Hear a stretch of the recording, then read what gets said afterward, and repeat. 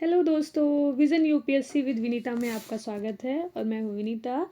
हम आज जाकर आगे का क्लास शुरू करते हैं, जहाँ पे अब हम सीमावर्ती देशों की बात करेंगे। इसके कुछ नोट्स पॉइंट्स हैं, वो देख लेते हैं। भारत के निकटतम पड़ोसी देश पाकिस्तान, अफगानिस्तान, चीन, नेपाल, भूटान, म्यांमार, बांग्लादेश, मालदीव, श्रीलंका है। देश की सीमाएं प्राकृतिक मानव निर्मित दोनों प्रकार की हैं। भारत की स्थलीय सीमा उत्तर में चीन, नेपाल, उत्तर पश्चिम में अफगानिस्तान, पश्चिम में पाकिस्तान, पूर्व में बांग्लादेश, म्यांमार एवं उत्तर पूर्व में भूटान से मिलती है। पश्चिम में पाकिस्तान एवं पूर्व में बांग्लादेश के साथ भारत की सीमाएं कृत्रिम अथवा मानव निर्मित हैं, जबकि अन्य देशों में अफगानिस्तान, पाकिस्तान, चीन, नेपाल, भूटान तथा म्यांमार के साथ भारत की सीमाएं प्राकृतिक हैं। आगे देखते हैं कि भारत की भू सीमा 15,106.7 किलोमीटर और द्वीपीय देशों सहित तट रेखा 7,516.6 किलोमीटर है। पड़ोसी देशों के साथ भू सीमाओं की लंबाई निम्नानुसार है। कौन कौन सा है? देश का नाम क्या है? जैसे बांग्लादेश की है 4,096.7 किलोमीटर में है, क्योंकि ये जो हमारी यूनिट है वो किलोमीटर में है। किस किस राज्य या केंद्र शासित प्रदेश से ये जुड़ाव महसूस करती है या जुड़ती है? तो पश्चिम बंगाल और असम और मेघालय, त्रिपुरा, मिजोरम। इसके बाद चीन को देख लेते हैं। 3,488 किलोमीटर है। ये लद्दाख के साथ सीमा साझा करता है, हिमाचल प्रदेश के साथ, उत्तराखंड, सिक्किम और अरुणाचल प्रदेश के साथ करता है। तीसरे नंबर पे जो है वो है पाकिस्तान। तो ये 3,323 लद्दाख, जम्मू कश्मीर, पंजाब, राजस्थान, गुजरात आदि राज्यों के साथ सीमा साझा करता है। नेपाल 1,751 किलोमीटर, उत्तराखंड, उत्तर प्रदेश, बिहार, पश्चिम बंगाल, सिक्किम आदि राज्यों के साथ सीमा साझा करता है। म्यांमार 1,643 किलोमीटर है। अरुणाचल प्रदेश, नागालैंड, मणिपुर, मिजोरम आदि राज्यों के साथ अपनी सीमा साझा करता है। भूटान 699 किलोमीटर। दूसरा सिक्किम, पश्चिम बंगाल, असम, अरुणाचल प्रदेश आदि राज्यों के साथ, जबकि अफगानिस्तान सबसे छोटी बाउंड्री 106 किलोमीटर जो केवल लद्दाख के साथ सीमा साझा करती है।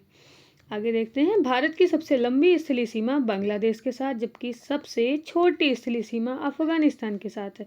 बांग्लादेश के साथ हमने देखा कि 4,096 है, जबकि अफगानिस्तान के साथ हमने देखा 106 किलोमीटर ओनली है। भारत बांग्लादेश के साथ सबसे लंबी सीमा पश्चिम बंगाल राज्य की, जबकि भारत म्यांमार के साथ सबसे लंबी सीमा अरुणाचल प्रदेश राज्य की है। इसमें हम देखते हैं कि किस राज्य से कितने पड़ोसी देश कनेक्ट होते हैं या उनसे सीमाएं साझा करते हैं। तो हम लद्दाख में एक तरफ पाकिस्तान है, पश्चिमी हिस्से में, उत्तरी हिस्से में अफगानिस्तान तथा पूर्वी हिस्से में चाइना टच करता है। ये हम इससे मैप से समझने की कोशिश करेंगे तो ज़्यादा आसान होगा। जैसे कि मैप में हम देखते हैं, ये हमारा लद्दाख का एरिया, यहाँ हमारा अफगानिस्तान हो गया और ये हो गया पाकिस्तान, इसके साथ साथ में ये हो गया चाइना। तो इस पर दूसरा देखते हैं उत्तराखंड। तो उत्तराखंड ये हमारा हो गया। उत्तराखंड से नेपाल और चीन दो चीज़ें मिलती हैं, तो नेपाल ये हो गया और ये हो गया चीन। इस पूरे मैप को अगर हम ये मैप सेक्शन में, इस पूरे फ्लो चार्ट को अगर हम मैप सेक्शन से जोड़कर पढ़ने की कोशिश करेंगे तो हमें रटना नहीं पड़ेगा, सीधा याद हो जाएगा। पश्चिम बंगाल देखते हैं। पश्चिम बंगाल जो है बांग्लादेश, नेपाल, भूटान आदि राज्यों से कनेक्ट करता है। ये बांग्लादेश है, ये पश्चिम बंगाल हो गया। ये पश्चिम बंगाल, ये बांग्लादेश, ये हो गया नेपाल और ये हो गया भूटान। यहाँ पे हम सीमा देख लेते हैं। असम के साथ साथ कौन से देशों की है? तो बांग्लादेश है और भूटान है। तो ये हमारा असम हो गया, यहाँ से भूटान टच करता और नीचे की ओर ये हिस्सा बांग्लादेश से टच करता। जबकि अरुणाचल प्रदेश में, ये अरुणाचल प्रदेश है, इसकी एक तरफ चाइना, एक तरफ म्यांमार का हिस्सा और यहाँ पे भूटान का हिस्सा, यानी कि 3 अंतर्राष्ट्रीय बाउंड्री से टच करता। मिज़ोरम ये है हमारा, और ये बांग्लादेश और म्यांमार दो देशों की सीमाओं से सीमा साझा करता है। अब हम अगले पेज पे चलते हैं।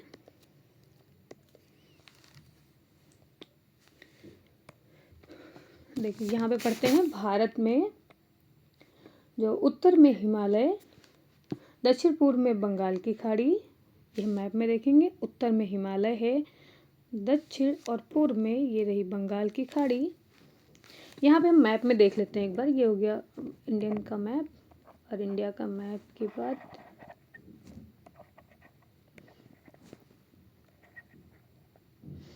अगर हम इधर से ये हिस्सा कट करके जोड़ दें,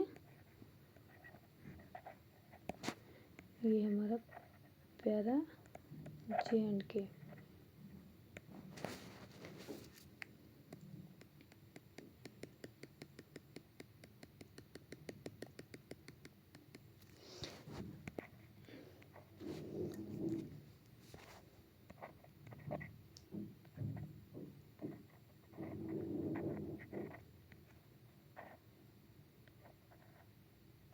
तो ये हो गया हमारा, माफ़ करिएगा,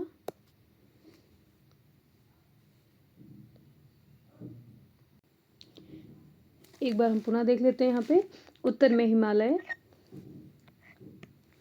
और दक्षिण पूर्व में बंगाल की खाड़ी, दक्षिण में हिंद महासागर, दक्षिण पश्चिम में अरब सागर भारत की प्राकृतिक सीमाएं निर्धारित करते हैं। भारत तथा पाकिस्तान के मध्य सीमा रेखा अध्यारोपित सीमा यानी सुपर इम्पोज्ड बाउंड्री का एक उदाहरण है। अध्यारोपित सीमा क्या होती है एक बार देखते हैं। जो किसी बाह्य शक्ति द्वारा आरोपित की जाती है। वर्ष 1947 में भारत और पाकिस्तान ने ग्रेट ब्रिटेन द्वारा अध्यारोपित सीमा को साझा किया गया था। इस रेखा को रेडक्लिफ रेखा कहते हैं। इस रेखा का निर्धारण सर सिरिल रेडक्लिफ द्वारा किया गया। चीन भारत से मैकमोहन रेखा द्वारा पृथक होता है। हमने आपको याद कराया था, चीनी जो है चिनपिन बोलते हैं, इसलिए उनको मैक दे दो, यानी कि मैक में बोलें वो तो थोड़ी आवाज़ तेज आएगी। ये एक ट्रिक के रूप में था। तो आपको पता है कि मैकमोहन रेखा द्वारा पृथक होंगे।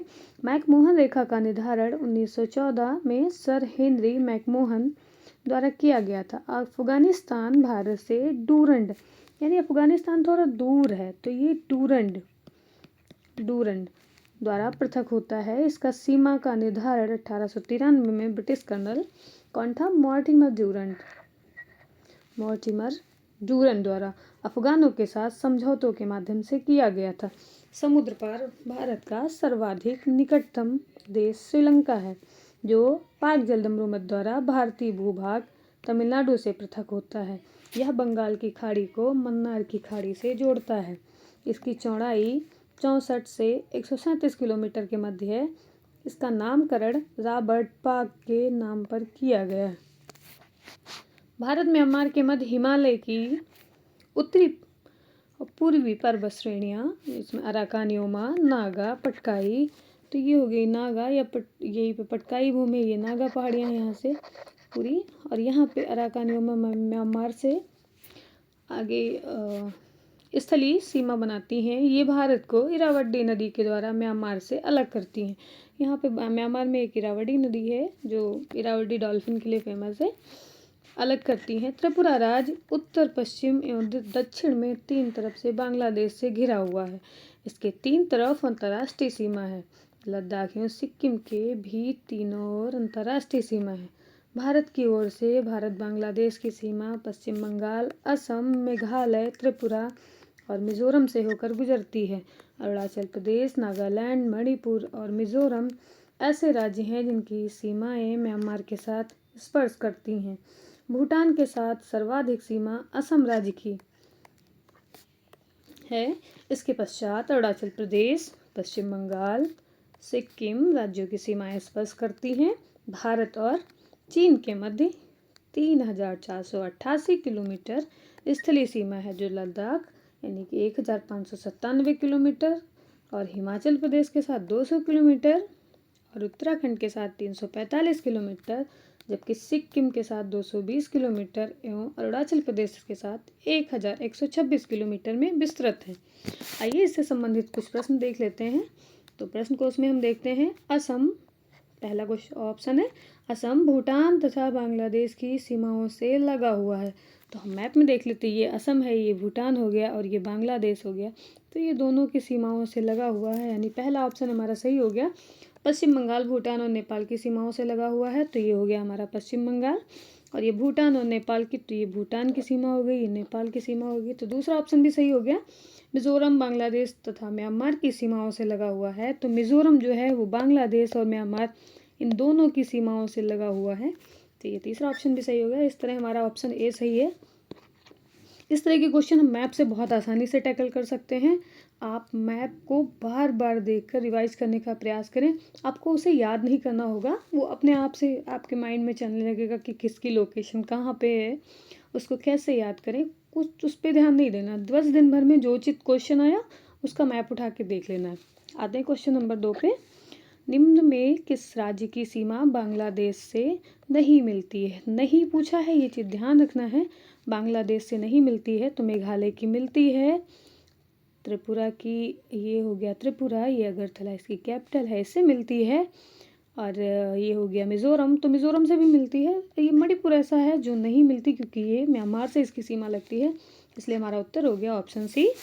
मणिपुर की सीमा बांग्लादेश से नहीं मिलती। इसका एक्सप्लेन देख रहे हैं हम लोग एक बार। बांग्लादेश की अंतर्राष्ट्रीय सीमा में लगने वाले भारतीय राज्य इस प्रकार हैं। पश्चिम बंगाल की सीमा 2216 किलोमीटर, असम की सीमा 263 किलोमीटर, मेघालय की सीमा 443 किलोमीटर, त्रिपुरा की सीमा 856 किलोमीटर और मिज़ोरम की सीमा 318 किलोमीटर से होकर गुजरती। माफ़ करिएगा। क्वेश्चन नंबर 3 पे देख लेते हैं। निम्नलिखित राज्यों में से कौन सा राज्य बांग्लादेश से अपनी सीमा नहीं बनाता? ये शब्द ध्यान रखना है, नहीं बनाता भी ध्यान देना है, क्योंकि ये नहीं जो शब्द है वो गलत करा देता है, कभी कभी हम ध्यान से नहीं पढ़ते हैं अगर। तो ये इसका ऑप्शन फिर इसी मैप में देख लेते हैं कि बोला है कि बांग्लादेश से अपनी सीमा नहीं बनाता। तो हमने देखा था असम मिल रहा था बांग्लादेश से, और मेघालय भी बांग्लादेश से मिल रहा था, मिज़ोरम भी बांग्लादेश से मिल रहा था, और ये है हमारा नागालैंड, ये नहीं मिल रहा है, ये म्यांमार के साथ सीमा साझा करता है। तो उत्तर बी सही हो गया।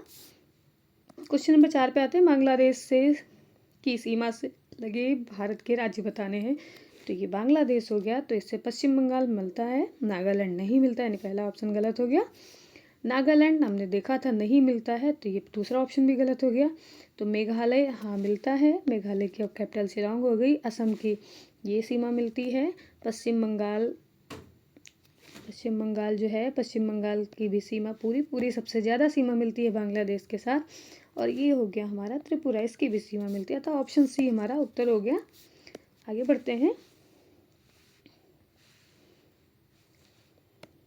क्वेश्चन नंबर 5 क्या कह रहा है हमारा?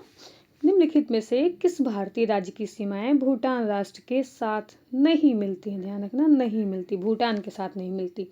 तो सिक्किम हमने देखा था मिलती है, अरुणाचल प्रदेश की सीमा भी भूटान से मिलती है, पश्चिम बंगाल की सीमा भूटान से मिलती है, मेघालय की सीमा भूटान से नहीं मिलती क्योंकि असम राज्य सीधे पश्चिम बंगाल से मिलता है।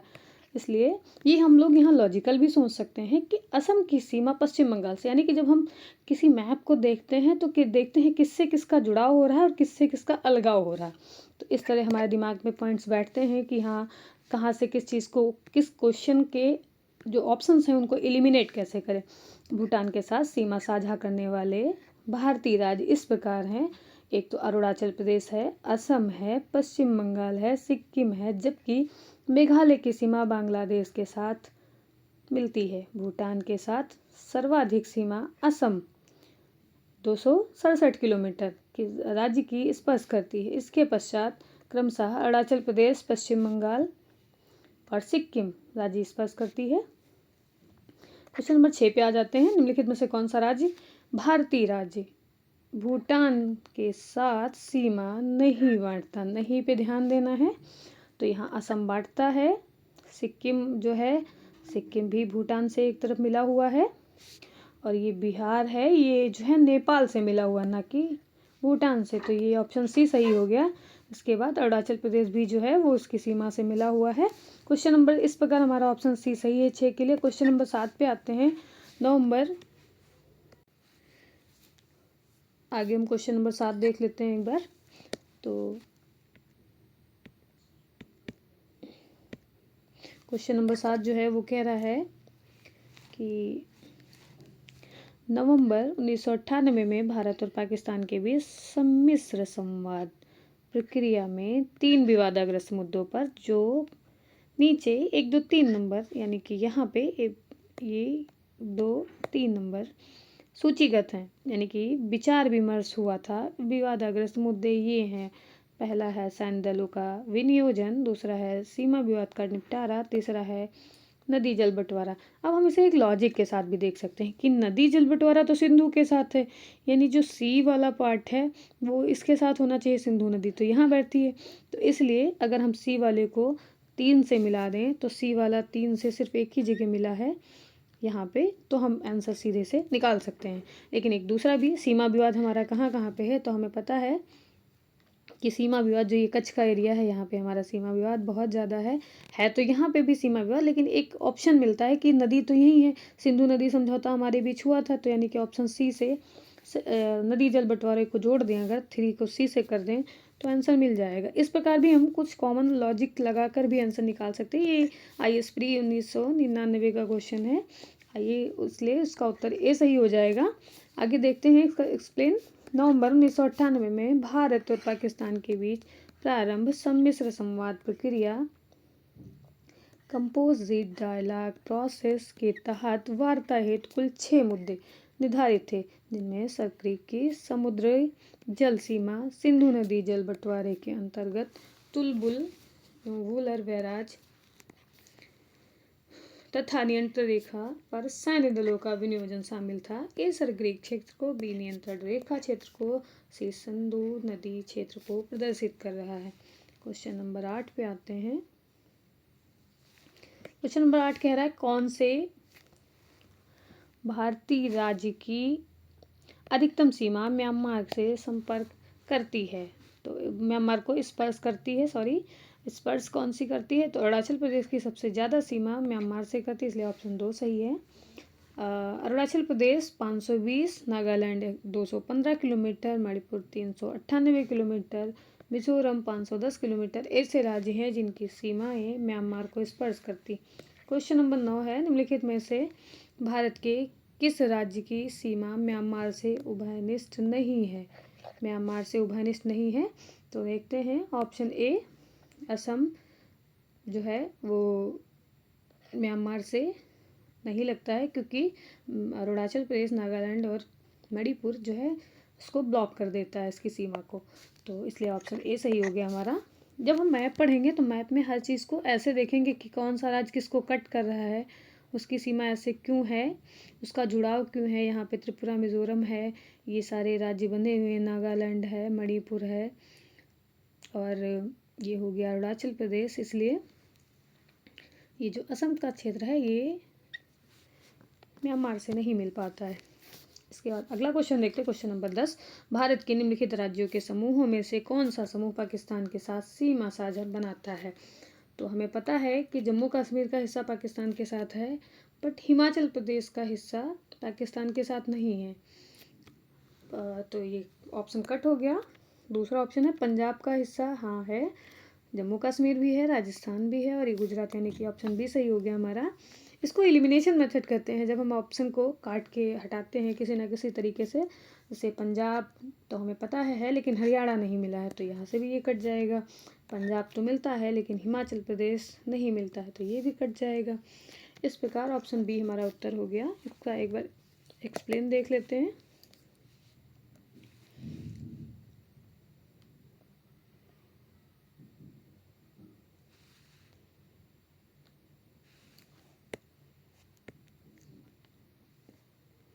माफ़ करिएगा, एक बार पेन सेट कर लेते हैं। क्वेश्चन नंबर 10 देखते हैं। भारत के निम्नलिखित राज्यों के समूहों में से कौन सा समूह पाकिस्तान से सीमा बनाता है, तो हमने ये क्वेश्चन देख लिया है, इसका आंसर बी है। इसका एक्सप्लेन एक बार पढ़ लेते हैं। पाकिस्तान के साथ भारतीय राज्य पंजाब, जम्मू कश्मीर, राजस्थान तथा गुजरात सीमा बनाते हैं। 31 अक्टूबर 2019 को जम्मू और कश्मीर तथा लद्दाख केंद्र शासित प्रदेश के रूप में पाकिस्तान से सीमा बनाते हैं। क्वेश्चन नंबर 11 का कहना है नेपाल के पड़ोसी भारतीय राज्यों का युग्म है, तो नेपाल का पड़ोसी है और भारतीय राज्य है, तो हमने देखा है सिक्किम और भूटान, तो भूटान तो एक वो हो गया, देश हो गया दूसरा, तो इसलिए ये पहला ऑप्शन गलत हो गया। सिक्किम और बिहार ये दोनों ही नेपाल से मिलते हैं, तो ऑप्शन बी सही हो गया। यहाँ पे असम नेपाल से नहीं मिलता है, बल्कि बिहार तो मिलता है, तो इसलिए ये भी गलत हो गया। उत्तर प्रदेश और हरियाणा, हरियाणा नहीं मिलता, उत्तर प्रदेश मिलता है, तो ये ऑप्शन भी गलत हो गया एक बार, इसलिए उत्तर बी सही है। एक बार इसका एक्सप्लेन देख लेते हैं। नेपाल के साथ सिक्किम, बिहार राज्य युग्म बनाते हैं। नेपाल की सीमा को स्पर्श करने वाले अन्य भारतीय राज्य हैं उत्तराखंड, उत्तर प्रदेश एवं पश्चिम बंगाल। क्वेश्चन नंबर 12 को देखते हैं एक बार। निम्नलिखित में से किस देश की भारत के साथ सबसे लंबी स्थलीय सीमा है? तो हमें पता है भारत के साथ सबसे लंबी स्थलीय सीमा बांग्लादेश की है, इसलिए ऑप्शन डी सही है। आगे बढ़ते हैं, इसका एक बार एक्सप्लेन देख लेते हैं।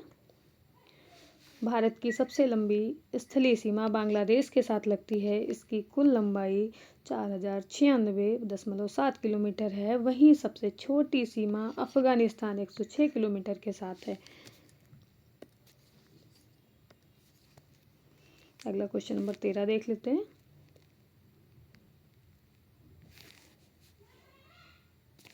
क्वेश्चन नंबर 13 जो है वो भारत और पाकिस्तान के बीच सीमा निर्धारण की गई थी। तो क्वेश्चन नंबर 13 है, भारत और पाकिस्तान, तो पाक को हमने क्या दिया? रेड चीफ के जूते दिए थे। तो रेड चीफ से हम याद कर सकते हैं कि हमने रेड क्लिफ, तो हमें पता है पाकिस्तान की स्थिति कैसे, इसीलिए उसको हम रेड चीफ ही देते हैं। ये हमारी एक ट्रिक हो जाएगी याद करने की। भारत और पाकिस्तान के मध्य अंतर्राष्ट्रीय सीमा का निर्धारण रेड क्लिफ रेखा द्वारा किया गया है। क्वेश्चन नंबर 14 में देखते हैं, रेड क्लिफ रेखा कौन सी है? रेड क्लिफ रेखा कौन सी है मतलब कहाँ, किस देशों से उनका जुड़ाव है, किस देशों की सीमाओं का नाम है? तो हम लोग देख लेते हैं। भारत पाक की सीमा का हमने पढ़ा है, रेड क्लिफ जो रेड चीफ सूज है उससे, ऑप्शन बी सही हो गया।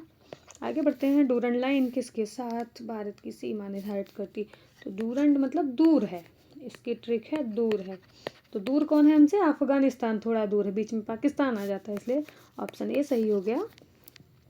इसका एक्सप्लेन देख लेते हैं। भारत और अफगानिस्तान के साथ डूरंड लाइन सीमा निर्धारित करती है। इस सीमा रेखा का निर्धारण वर्ष 1893 में ब्रिटिश कर्नल मॉर्टिमर डूरंड द्वारा अफगानों के साथ समझौते के माध्यम से किया गया था।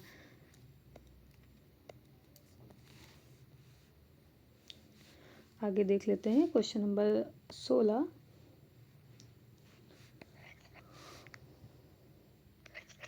भारत और पाकिस्तान के मध्य सीमा रेखा का एक उदाहरण है। भारत और पाकिस्तान के मध्य हमने क्या किया था?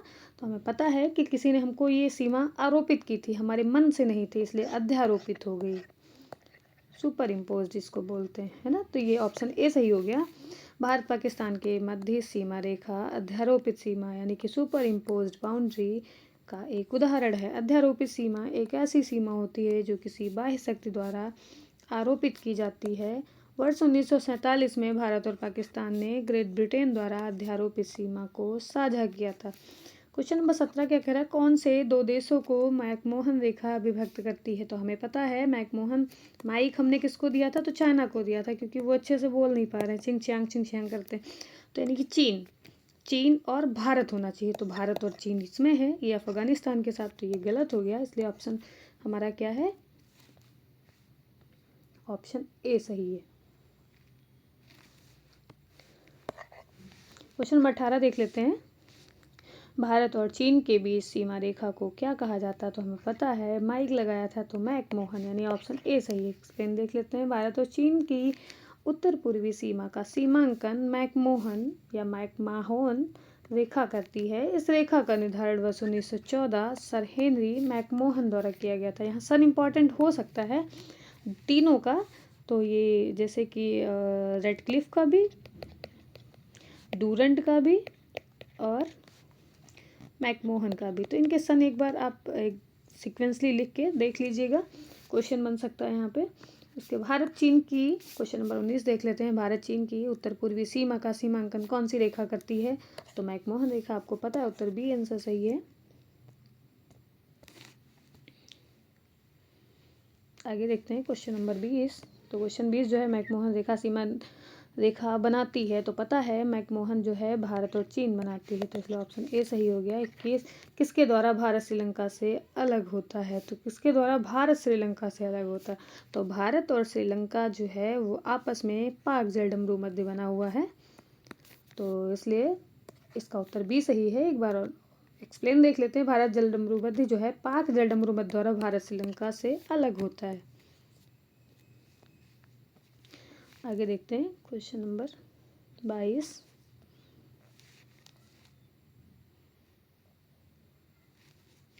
क्वेश्चन नंबर 22 है कि भारत के किस प्रदेश की सीमाएं 3 देशों क्रमशः नेपाल, भूटान और चीन के से मिलती हैं। तो आपको पता है कि सिक्किम ऐसा है जो नेपाल, भूटान, सिक्किम ऐसे है, इसकी ये सीमा जो है नेपाल से, ये सीमा भूटान से तथा ये सीमा चीन से मिलती है। अतः ऑप्शन डी सही है। एक बार एक्सप्लेन देख लेते हैं। भारत के मानचित्र अध्ययन से सुस्पष्ट होता है कि सिक्किम प्रदेश की सीमाएं 3 देशों क्रमशः नेपाल, भूटान और चीन से मिलती। क्वेश्चन नंबर 23 क्या कहता है? निम्नलिखित भारत के निम्नांकित राज्यों में से किसके 3 तरफ अंतर्राष्ट्रीय सीमाएं हैं? तो आपको पता है कि जो सी नंबर त्रिपुरा है उसके 3 तरफ अंतर्राष्ट्रीय सीमाएं हैं। तो त्रिपुरा की कंडीशंस जो है ये रहे नॉर्थ ईस्ट के हिस्से में, और इसके 3 तरफ बांग्लादेश घिरा हुआ है।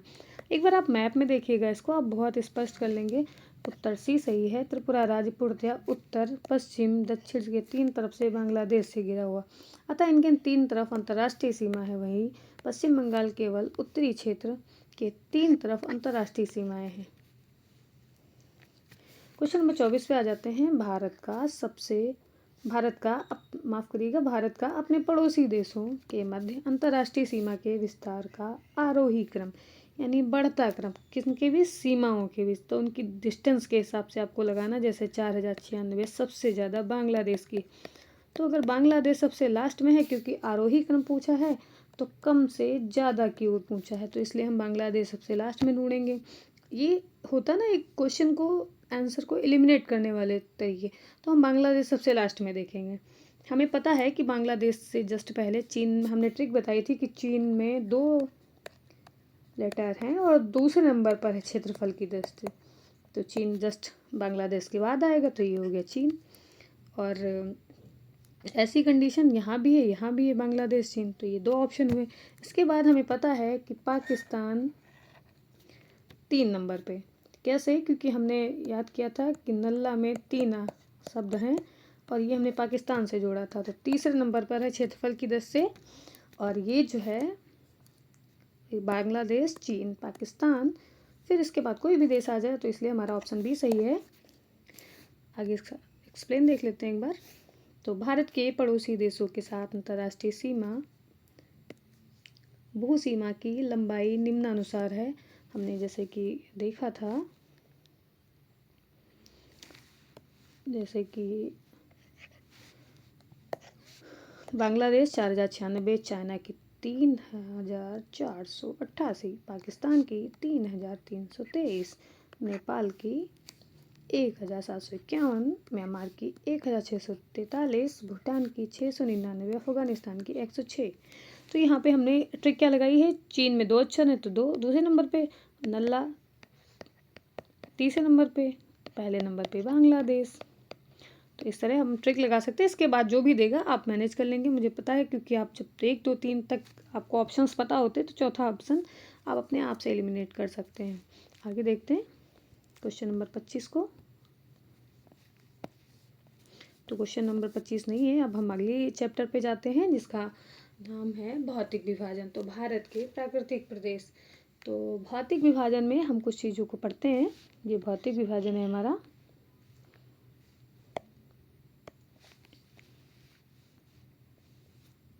माफ करिएगा 1 मिनट।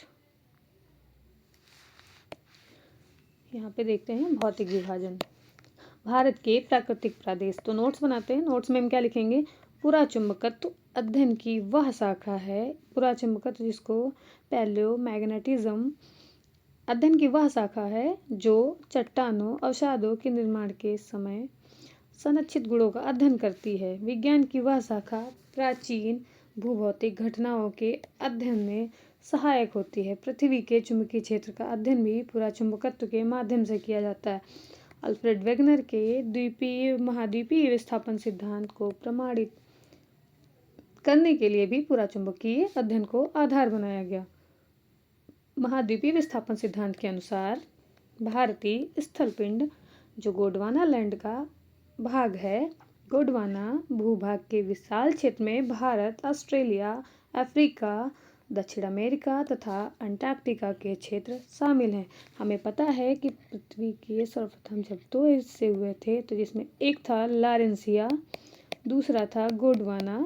तो इस वाले जो पार्ट में थे उसमें भारत था, ऑस्ट्रेलिया था, अफ्रीका था, साउथ अमेरिका था और अंटार्कटिका था। तो वही पढ़ रहे हैं। मध्यवर्ती मध्यजीवी कल्प में संवहनी धाराओं द्वारा गोंडवाना लैंड को अनेक टुकड़ों में विभाजित कर दिया गया। इस विभाजन के परिणाम स्वरूप भारतीय प्लेट गोंडवाना भूमि से अलग होने के बाद उत्तर दिशा की ओर विस्थापित होने लगी। उत्तर दिशा की ओर विस्थापन के परिणाम स्वरूप भारतीय प्लेट अपने से अधिक विशाल प्लेट यूरेशियाई प्लेट से टकराई।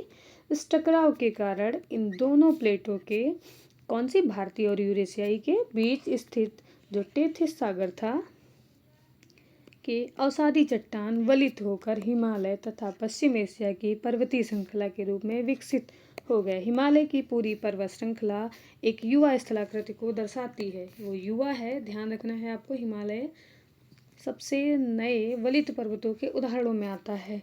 इसमें ऊंचे शिखर, गहरी घाटियां, तेज बहने वाली नदियां यानी युवा नदियां हैं। हिमालय के तराई क्षेत्र में पाताल तोड़ कुएं भी पाए जाते हैं। क्या होते हैं पाताल तोड़ कुएं, हम आगे देखेंगे। टेथिस सागर के हिमालय के रूप में उठने तथा प्रायद्वीपीय पठार के, एक मिनट रुकिएगा,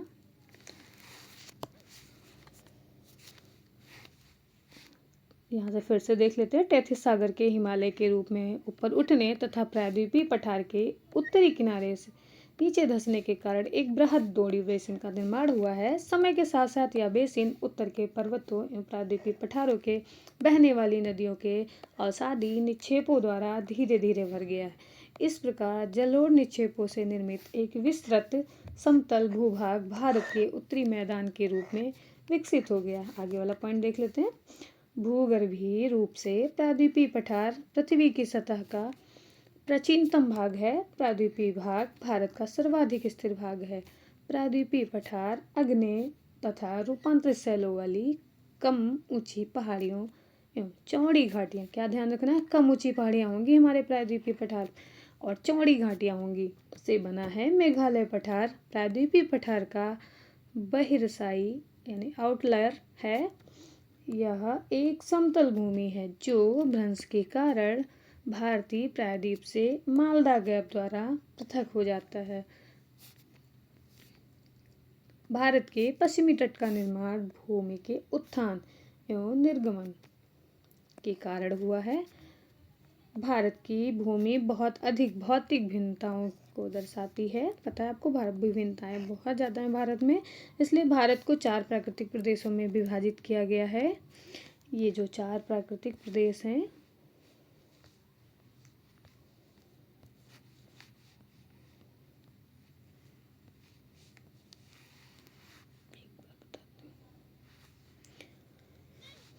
देखते हैं भारत के 4 जो विभाजन हैं वो कौन कौन से हैं।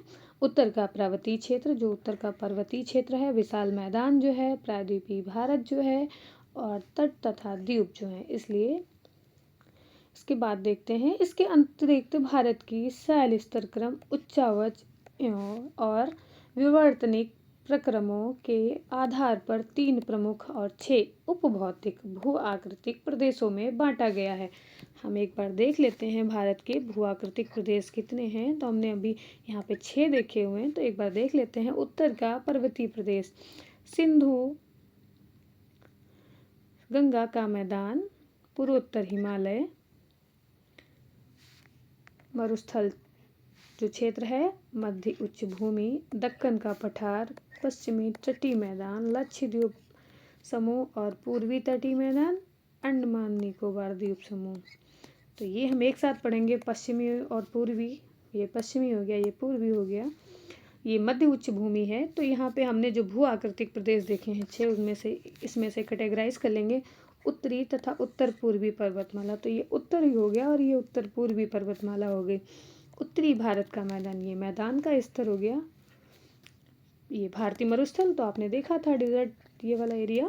प्रायद्वीपीय पठार, तो ये है हमारा प्रायद्वीपीय। तटीय जो मैदान है तो ये हो गया हमारा तटीय स्तर। और ये हो गया द्वीपीय समूह, तो दो तरफ हमारे द्वीप हैं, एक लक्षद्वीप समूह है और एक अंडमान निकोबार द्वीप समूह है। आगे बढ़ते हैं। धारवाड़ क्रम की चट्टानों का निर्माण आर्कियन क्रम की चट्टानों के रूपांतरण अथवा भ्रंशन से हुआ है। तो सबसे पहले क्या आ गया, आर्कियन। हमें ये इसलिए देखना है क्योंकि इसका सीक्वेंस लगाने को आ जाता है। आर्कियन पे धारवाड़ चट्टानों का भ्रंशन से हुआ है। ये शिलाएं अत्यधिक धात्विक हैं, जिनमें सोना, लोहा, मैग्नीज, अभ्रक, कोबाल्ट, क्रोमियम, तांबा, टंगस्टन, सीसा आदि खनिज पाए जाते हैं। कुडप्पा क्रम की चट्टानें, तो धारवाड़ के बाद क्या आया, कुडप्पा क्रम की चट्टानों का निर्माण धारवाड़ क्रम की चट्टानों के बाद हुआ, तो हमने इसके बाद में लिख लिया। विंध्यान क्रम की चट्टानों का निर्माण कुडप्पा क्रम की चट्टानों के बाद हुआ, तो कुडप्पा के बाद हमने विंध्यान लिख लिया, इसलिए हमारा ये सीक्वेंस हो गया। हम इसकी एक ट्रिक बता देंगे आपको, बहुत छोटी से। चट्टानों के बाद हो गया, इसमें क्या पाए जाते हैं, जो विंध्यान की है तो उसमें चूना पत्थर, बलुआ पत्थर, चीनी मिट्टी व वर्ण मिट्टी प्राप्त होती है। विंध्यान क्रम की चट्टानों के काफी समय बाद गोंडवाना क्रम की, यानी कि विंध्य के बाद हम क्या पढ़ेंगे, गोंडवाना क्षेत्र से ही प्राप्त होता है। जो गोंडवाना क्रम की चट्टानों का निर्माण हुआ है, भारत का अधिकांश जो कोयला है वो कोयला यहीं से प्राप्त होता है। विंध्य से हमें बालू बलुआ पत्थर मिला था और गोंडवाना से हमें कोयला प्राप्त होता है। इस क्षेत्र का कोयला उच्च श्रेणी का होता है। यहाँ सर्वाधिक बिटुमिनस कोयले की प्राप्ति होती है। इसमें सल्फर की मात्रा न्यून होती है, ये ध्यान रखना है, सल्फर बहुत कम होता है। तो अगर हम एक बार इसकी वो देख लेते हैं शॉर्ट ट्रिक, तो ये हम ऐसे ऐसे बना लेते हैं, बना हुआ है AD के, और ये विंध्य है और ये गोंडवाना है, तो AD के विजी है, ये ध्यान रखना। AD के आर्कियन, धारवाड़, कडप्पा और ये विंध्यान और ये होगी गोंडवाना। ये सामान्यतः आप ध्यान रखिएगा, क्वेश्चन बस सीक्वेंसली पूछता है कि किसका निर्माण किसके बाद हुआ, क्रम लगाइए, तो हमने उसके लिए थोड़ा सा बता दिया। AD के विजी आप 2-3 बार बोलेंगे, मुझे लगता है कि ये याद हो जाएगा। अब हम इसके संबंधित प्रश्न देख लेते हैं। क्वेश्चन नंबर 1 है, भारत के उपबंध पुराचुंबकीय परिणामों के संकेत मिलते हैं कि भूतकाल में भारतीय स्थलपिंड सरका है, तो किधर को सरका है, तो हमें पता है ये उत्तर को सरका है। इसके एक्सप्लेन देख लेते हैं एक बार। उत्तर ए सही है, क्योंकि ये उत्तर को सरका है। महाद्वीपीय विस्थापन सिद्धांत के अनुसार भारतीय स्थलपिंड गोंडवाना लैंड का भाग है। हमने बताया था लॉरेंसिया और गोंडवाना का भारत भी भाग है। गोंडवाना लैंड में दक्षिण अमेरिका, अफ्रीका, अंटार्कटिका, ऑस्ट्रेलिया और भारत एक ही स्थलपिंड के रूप में जुड़े थे। मध्यवर्ती मध्यजीवी कल्प में गोंडवाना लैंड के विशाल भूखंड का विखंडन हुआ है। ये टाइम स्केल के नाम दिए हुए हैं, या आप एक बार टाइम स्केल को पूरा देखेंगे तो आपको पता चल जाएगा, जिसमें भारतीय स्थलखंड पिंड की उत्तर की ओर विस्थापन हुआ है। क्वेश्चन नंबर 2 देख लेते हैं। भारतीय उपमहाद्वीप मूलतः एक विशाल भूखंड का भाग है, जिसे कहते हैं, तो क्या कहते हैं, हमने पढ़ा है गोंडवाना, इसलिए उत्तर डी सही है। क्वेश्चन नंबर 3 पे आते हैं। भारत कितने प्राकृतिक प्रदेशों में विभाजित है, तो हमें पता है, हमने पीछे पढ़ा था कि 4 प्राकृतिक प्रदेशों में विभाजित है, इसलिए उत्तर ए सही है। इन चारों को देख लेते हैं। भारत के मुख्यतः 4 प्राकृतिक प्रदेश हैं, ये प्राकृतिक प्रदेश हैं, तो प्राकृतिक में 4 प्रदेश हैं। नंबर 1 उत्तर का पर्वतीय क्षेत्र, विशाल मैदान, प्रायद्वीपीय पठार, तटीय द्वीप, 4 हो गए। पहले पर्वतीय क्षेत्र, फिर ये विशाल मैदान, विशाल मैदान के बाद आ गया प्रायद्वीपीय पठार, जो ये प्रायद्वीपीय हिस्सा है भारत का, और इसके बाद ये तटीय जो हिस्सा है। तो इस प्रकार हम मैप में देख के समझ सकते हैं, चारों को अपने आसानी से सोच के ये समझ सकते हैं कि प्राकृतिक प्रदेश में कैसे विभाजित किया गया। आगे बढ़ते हैं। क्वेश्चन नंबर 4 क्या कह रहा है, उत्तराखंड के किस भाग में पाताल तोड़ कुएं पाए जाते हैं, तो हमने इससे पीछे पढ़ा था जब हम नोट्स पढ़ रहे थे तो उसमें लिखा था उन्होंने कि पाताल तोड़ कुएं जो हैं वो तराई क्षेत्र में पाए जाते हैं, तो इसलिए ऑप्शन बी सही है। एक बार इसका एक्सप्लेन भी देख लेते हैं। पाताल तोड़ कुएं ऐसे प्राकृतिक जल स्रोत होते हैं जो धरातल से स्वतः ऊपर प्रकट होते हैं और सतह का जल निकालता रहता है। जब सतह का जल निकलता रहता है, परंतु जल का स्रोत तथा पाताल तोड़ कुएं में अंतर होता है। कौन सा अंतर होता है?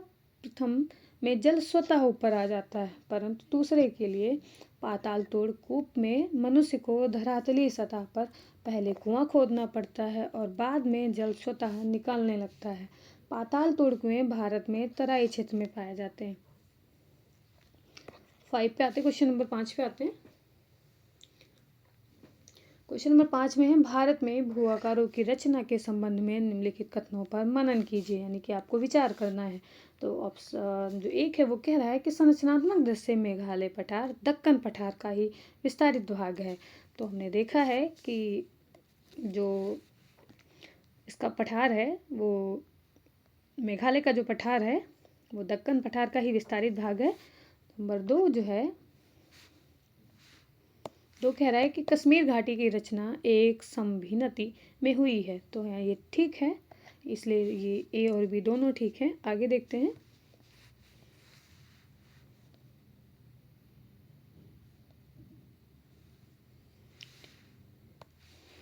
गंगा मैदान की रचना एक अग्रगर्त में हुई है। तो ये ऑप्शन 3 ठीक है, गंगा मैदान की रचना एक अग्रगर्त में हुई है। तो इसलिए चौथा ऑप्शन है हिमालय की उत्पत्ति भारतीय प्लेट, यूरोपीय प्लेट तथा चीनी प्लेट। हमने जो प्लेट टेक्टोनिक मोमेंट है उस सिद्धांत में कोई भी चीनी प्लेट को नहीं पढ़ा, इसलिए चौथा ऑप्शन गलत हो गया। इसलिए ऑप्शन ए सही है। एक बार इसका एक्सप्लेन देख लेते हैं। मेघालय पठार प्रायद्वीपीय पठार का बहिर्साई यानी आउटलर है। यह एक समतल भूमि है जो भूभ्रंशन के कारण भारतीय प्रायद्वीप से मालदा गैप द्वारा पृथक हो जाता है। कश्मीर घाटी की रचना हिमालय की संभिनत में ही हुई है, अतः कथन 2 सही है। स्वेस के अनुसार गंगा के विशाल मैदान की उत्पत्ति तब हुई जब प्रायद्वीप के दृढ़ भूखंड ने हिमालय के दक्षिण की ओर प्रसार को रोका, तो हिमालय के उच्च वलनों के समक्ष एक अग्रगर्त पैदा यानी कि फोर्डीप पैदा हो गया। यह अग्रगर्त एक विशाल भूसन्नति की भांति था। हिमालय से निकलने वाली नदियों द्वारा निरंतर लाए जा रहे अवसादों से यह अग्रगर्त धीरे धीरे भरता रहा। बाद में इसी में विशाल मैदानों का निर्माण हुआ। हिमालय की, इसलिए ऑप्शन 3 भी सही है। चौथा देखते हैं। हिमालय की उत्पत्ति भारतीय प्लेट और यूरेशियाई प्लेट की टक्कर से हुई है। चीनी प्लेट का विवरण प्लेट टेक्टोनिक सिद्धांत से नहीं है। आपको पता है कि वो प्लेट टेक्टोनिक मूवमेंट में चीनी प्लेट नहीं थी, इसलिए ऑप्शन चौथा गलत है। इसलिए हमारा ऑप्शन जो है ए सही है। क्वेश्चन नंबर 6 देख लेते हैं। निम्नलिखित में से कौन सा कथन असत्य, ये ध्यान रखना है, असत्य पूछा है यानी गलत पूछा है। तो हम देखते हैं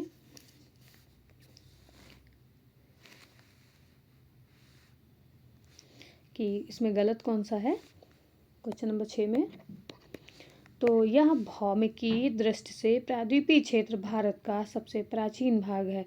तो आपको पता है कि हाँ, प्रायद्वीपीय क्षेत्र जो है भारत का सबसे प्राचीन भाग है, तो ये ऑप्शन सही हो गया।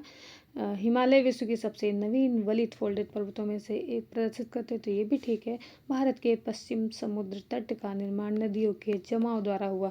तो आपको पता होगा कि पश्चिमी तट पे एस्चुरी बनती हैं, नदियाँ डेल्टा नहीं बनाती, इसलिए इसका जमाव जो निर्माण है पश्चिमी तट का वो जमाव से नहीं हुआ। तीसरा ऑप्शन गलत हो गया। चौथा देखते हैं। भारत में गोंडवाना शिलाओं में कोयले का बृहत्तम भंडार है।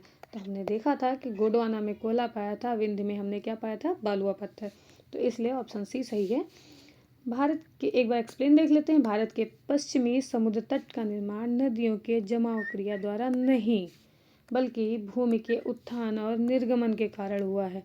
भारत में कोयले का विशाल भंडार यहाँ की गोंडवाना शैलों में पाया जाता है। हिमालय विश्व में सबसे नवीन वलित पर्वतों में से एक है। भौमिकी दृष्टि से प्रायद्वीपीय क्षेत्र भारत का सबसे प्राचीन भाग है, अतः स्पष्ट है कि विकल्प सी असत्य है। क्वेश्चन नंबर 7 देखते हैं। सूची 1 सूची 2 को मिलान करना है। सूचियों के नीचे कुछ उनके कूट दिए हुए हैं, तो हम देखते हैं, इसमें भी कुछ ट्रिक बताएंगे, अगर आप कैरी कर सकते हैं तो आपको बेनिफिट मिलेगा। तो ये है एक दक्कन ट्रैप, दूसरा है पश्चिमी घाट, इसका तीसरा है अरावली,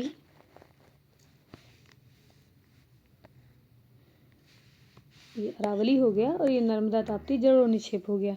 तो हमें ये देखना है, हमें एक चीज़ पता है कि जो यहाँ पे हमने नीचे जो देखा था, जो दक्कन ट्रैप है, तो वो जो है वो क्रेटेशियस में बना था। दक्कन टैप,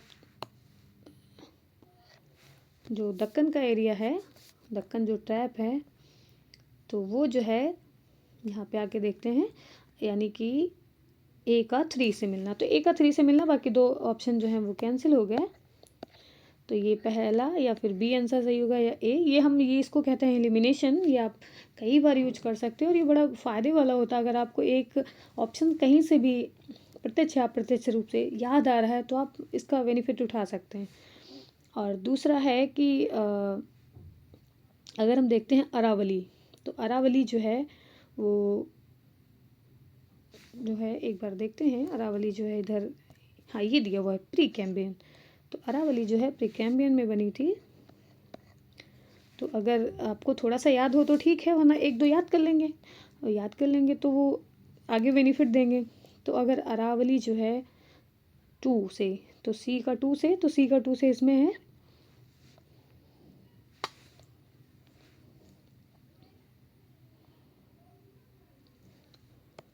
सी का 2 से हो गया, तो ये ऑप्शन बी सही हो जाएगा हमारा। एक बार इसको पढ़ लेते हैं और जोड़ भी देंगे, तो देखते हैं, ट्रिक लगा के जोड़ लेंगे। दक्कन ट्रैप की उत्पत्ति क्रिटेशियस, तो दक्कन का निर्माण बड़ा क्रिटिकल काम है ना, तो क्रिटेशियस काल में।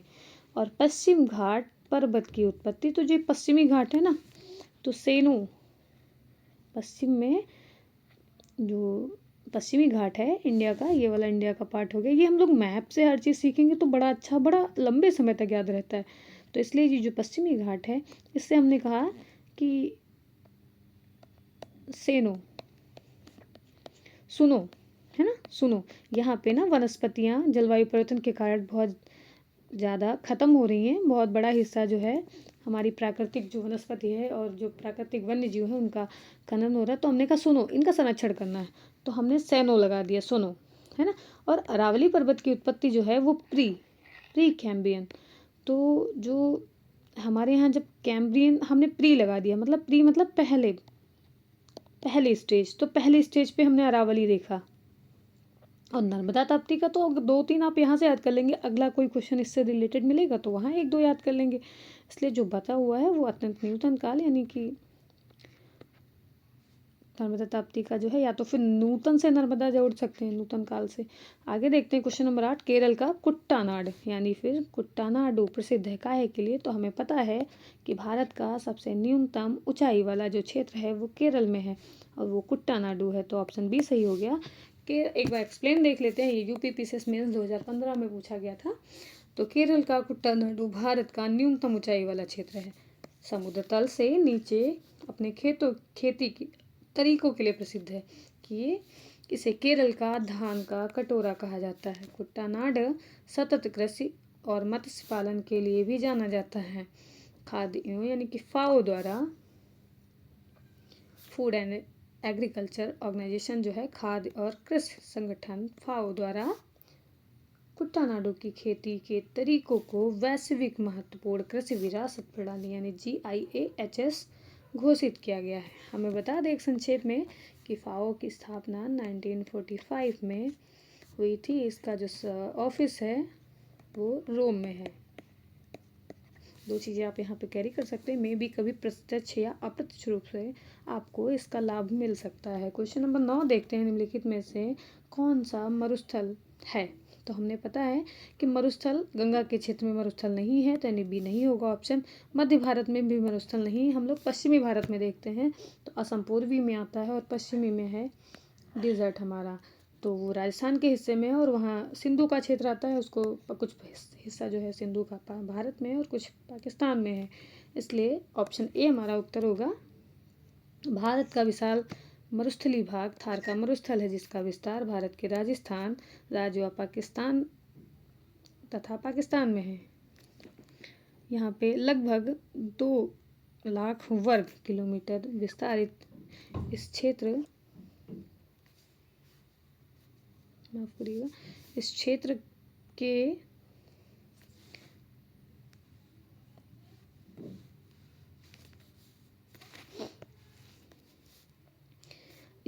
के पश्चिम में सिंधु द्वारा सिंचित क्षेत्र है। क्वेश्चन नंबर 10 देख लेते हैं। निम्नलिखित में से कौन सा जिला धारवाड़ भूस्तरीय संरचना वाला नहीं है? ये क्वेश्चन एक्चुअली बीपीएससी का है, इसलिए उन्हें स्पेशल क्वेश्चन है। तो ये जिला स्तर पे है। जिला जो है धारवाड़ भूस्तरीय संरचना वाला नहीं है, तो इसका रोहतास आंसर है। आइए इसका एक्सप्लेन देख लेते हैं एक बार।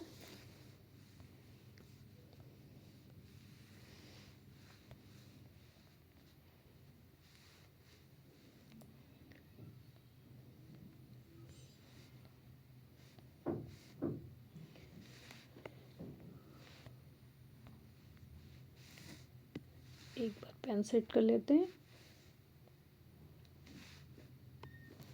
बिहार में धारवाड़ भूस्तरीय संरचना वाले जिले दक्षिण पूर्व बिहार के अंतर्गत आते हैं। इनमें मुंगेर, नवादा और जमुई जिले शामिल हैं। वहीं रोहतास दक्षिण पश्चिमी बिहार का भाग है। इस क्षेत्र में विंध्य प्रकार की भूस्तरीय रचना पाई जाती है। बिहार में विंध्य भूस्तरीय रचना कैमूर एवं सोन नदी घाटी रोहतास में पाई जाती है। क्वेश्चन नंबर 11 देख लेते हैं। निम्नलिखित में से कौन सी चट्टान प्रणाली भारत में नवीनतम है? तो हमने पढ़ा था गोंडवाना जो है सबसे नवीनतम है और यहाँ पे कोयले की प्राप्ति हुई है। तो जो आगे क्वेश्चन देखते हैं इसका एक्सप्लेन एक बार देख लेते हैं। धारवाड़ क्रम की चट्टानों का निर्माण आर्कियन क्रम की चट्टानों के रूपांतरण अथवा भ्रंशन से हुआ। ये शिलाएं अत्यधिक धात्विक हैं। जिनमें सोना, लोहा, मैग्नीज, अभ्रक, कोबाल्ट, क्रोमियम, तांबा, टंगस्टन, सीसा आदि खनिज प्राप्त होते हैं। कोडप्पा क्रम की चट्टानों का निर्माण धारवाड़ क्रम की चट्टानों के बाद हुआ है। इससे हमने पहले आपको ट्रिक बता दिया था, ए डी के, है ना, नीचे गोंडवाना था, गोंडवाना के पहले विंध्य था, तो ए डी के वीजी विंध्य क्रम की चट्टानों का निर्माण कोडप्पा क्रम की चट्टानों के बाद हुआ है। इनमें चूने का पत्थर, बलुआ पत्थर, चीनी मिट्टी, वर्ण मिट्टी की प्राप्ति होती है। विंध्य क्रम की चट्टानों के काफी समय बाद गोंडवाना क्रम की चट्टानों का निर्माण हुआ है। भारत का अधिकांश कोयला गोंडवाना क्षेत्र से ही प्राप्त होता है। इस क्षेत्र का कोयला उच्च श्रेणी का होता है, जहां सर्वाधिक विटुमिनस कोयले की प्राप्ति होती है। इसमें सल्फर की मात्रा न्यून होती है। हमने इससे पहले भी इस टाइप का एक्सप्लेन पढ़ा है। क्वेश्चन नंबर 12 देख लेते हैं। जेडी राणा ने भारतीय उपमहाद्वीप के चट्टानों के भूगर्भीय इतिहास के लिए एक विशेष भूगर्भिक समय मापन तैयार किया है। कथन 1 है। कथन 2 क्या कह रहा है? भूगर्भिक समय या मापन के अनुसार भारतीय चट्टानों के आर्कियन, पौराणिक, द्रविडियन व आर्यन युग में विभाजित किया गया है। तो हम देखते हैं कथन 1 जो है वो असत्य है, जेडी राणा नहीं है इसके, पर कथन 2 जो है वो सत्य है। इसका एक बार एक्सप्लेन देख लेते हैं। तो इसके एक्सप्लेन में है कि जो ऑप्शन डी है वो सही है। भूगर्भिक समय मानक के अनुसार भारतीय चट्टानों का आर्कियन, पौराणिक, द्रविडियन और आर्यन युग में विभाजन किया गया है। भारतीय भूगर्भिक समय मापन टी.एस. हॉलैंड द्वारा लाया गया है, ना कि जेडी राणा। तो इसलिए ऑप्शन डी सही है। क्वेश्चन नंबर 13 देख लेते हैं। गंगा के मैदान को के रूप में वर्णित किया गया। तो हमने पता है कि इसका जो है जियोसिंक्लाइन के रूप में गंगा के मैदान को किया गया है। एक बार हम देख लेते हैं कि इसका ऑप्शन क्या है। तो ऑप्शन जो सी है वो इसका सही है। इसलिए सी पे क्या दिया हुआ है? जियोसिंक्लाइन।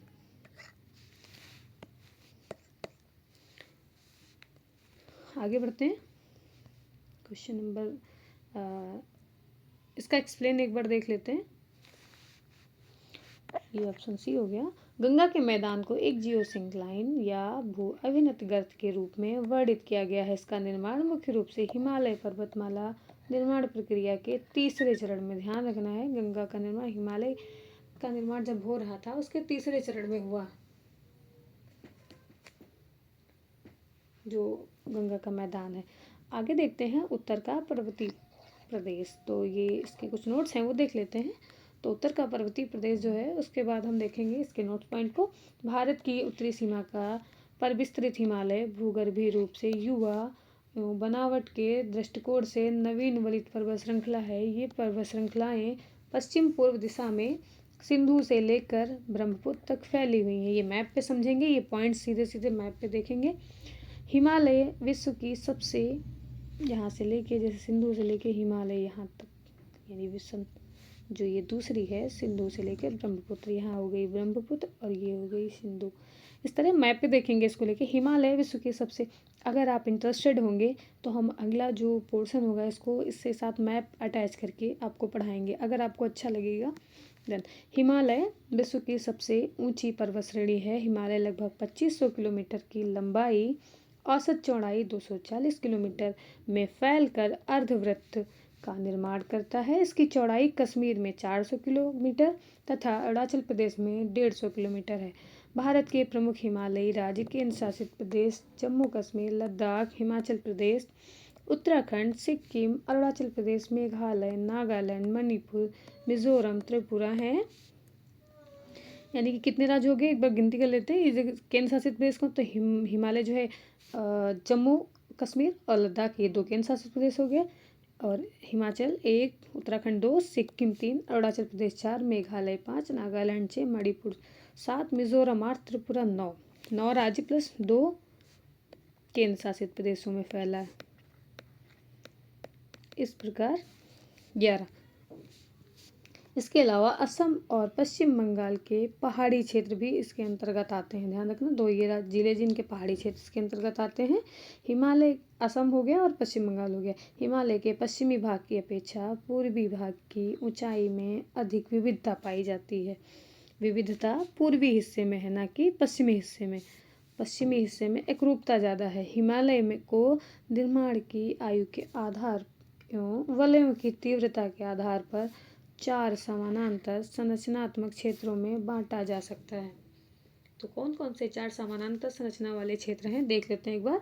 तो एक होता है ट्रांस हिमालय, दूसरा होता है वृहद हिमालय, तीसरा होता है लघु हिमालय, चौथा है बाह्य अप हिमालय यानी शिवालिक शाखा, मध्य हिमालय यानी लघु हिमालय, इसको मध्य हिमालय कहते हैं, वृहद हिमालय को महान हिमालय कहते हैं, ट्रांस हिमालय को तिब्बत का क्षेत्र कहते हैं। आगे देखते हैं इसका एक्सप्लेन।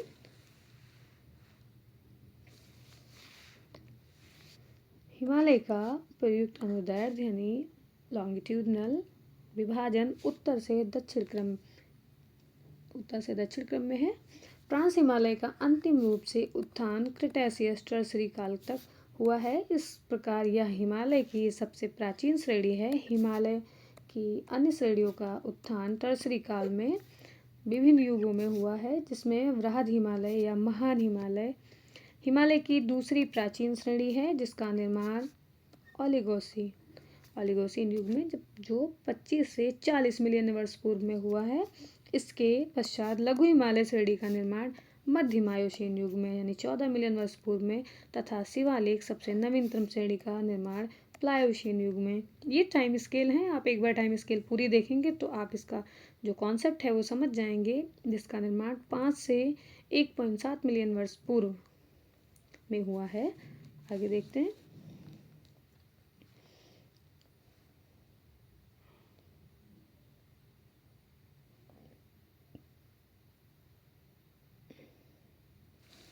ये हो गया। आगे अगला पॉइंट है कि हिमालय के उत्तरी भाग में स्थित श्रृंखला को महान या आंतरिक हिमालय या हिमाद्री कहते हैं। यह सबसे अधिक सतत श्रृंखला है, जिसमें लगभग 6000 मीटर की औसत ऊंचाई वाले सर्वाधिक ऊंचे शिखर हैं। 6000 मीटर की औसत ऊंचाई वाले सबसे सर्वाधिक ऊंचे शिखर इसी में हैं। एक बार मैप में देख लेते हैं। तो यहाँ पे जो ये सीक्वेंस दिया है श्रेणियों का, ये सीक्वेंस कभी कभी उत्तर से दक्षिण की ओर क्रमशः जाने को आ जाता है। तो इसका एक बार ट्रिक देख लेते हैं। तो हमने देखा है कलेजा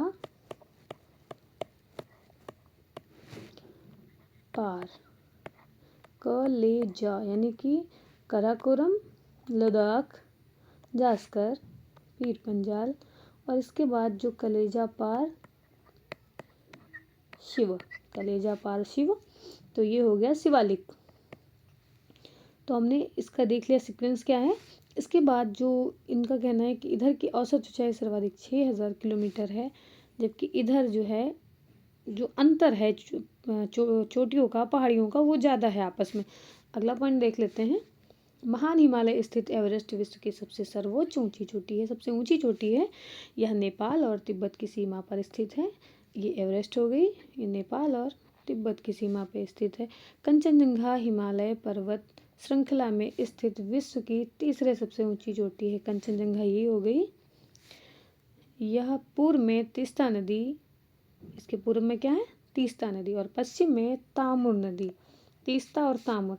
तो ये हो गया कंचनजंगा, इधर हो गई तीस्ता, इधर हो गई तामुर नदी के बीच स्थित है। कंचनजंगा पूर्वी नेपाल और भारत के सिक्किम राज्य की सीमा पर स्थित है। तो पूर्वी नेपाल का हिस्सा हो गया ये, और ये हमारे सिक्किम का हिस्सा हो गया, स्थित है। अन्नपूर्णा चोटी की स्थिति उत्तर मध्य नेपाल में है। तो हमें अन्नपूर्णा इसमें शो नहीं किया है शायद इन्होंने, तो हम लोग समझ लेंगे यही आसपास अन्नपूर्णा है।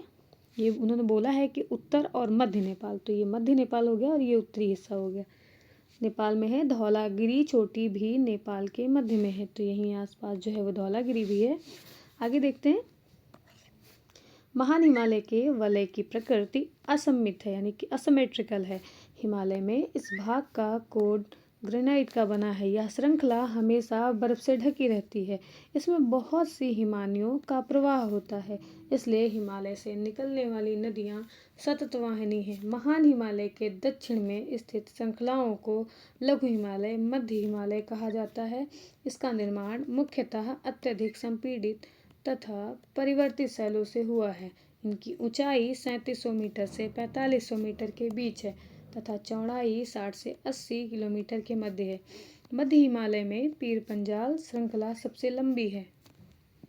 धौलाधर एवं महाभारत श्रृंखला भी महत्वपूर्ण है। इसी श्रृंखला में कश्मीर की घाटी तथा हिमाचल के कांगड़ा एवं कुल्लू की घाटियाँ स्थित है। हिमालय की सबसे बाहरी श्रृंखला को शिवालिक कहा जाता है। इनकी चौड़ाई 10 से 50 किलोमीटर तथा ऊंचाई 900 से 1100 मीटर के बीच है। आगे देखते हैं। ये श्रृंखलाएं उत्तर में स्थित मुख्य हिमालय की श्रृंखलाओं से नदियों द्वारा लाई गई असंपीड़ित अवसादों से बनी हैं। निम्न हिमालय यानी लघु हिमालय तथा शिवालिक के बीच स्थित लंबवतः घाटी को दून के नाम से जाना जाता है। जैसे आपने नाम ही सुना होगा, कुछ प्रसिद्ध दून हैं, देहरादून, कोटली दून एवं पाटली दून। शिवालिक के क्षेत्र में गिरिपद यानी कि फुट हिल्स क्षेत्र में पश्चिम में सिंधु से पूर्व में तीस्ता के बीच फैले समतल मैदान को भाबर कहा जाता है, जो सामान्यतया 8 से 16 किलोमीटर चौड़ी हिमालयी नदियों द्वारा अचानक ढाल भंग होने के कारण शिवालिक अग्र क्षेत्र में की गई कंकड़ और बजरी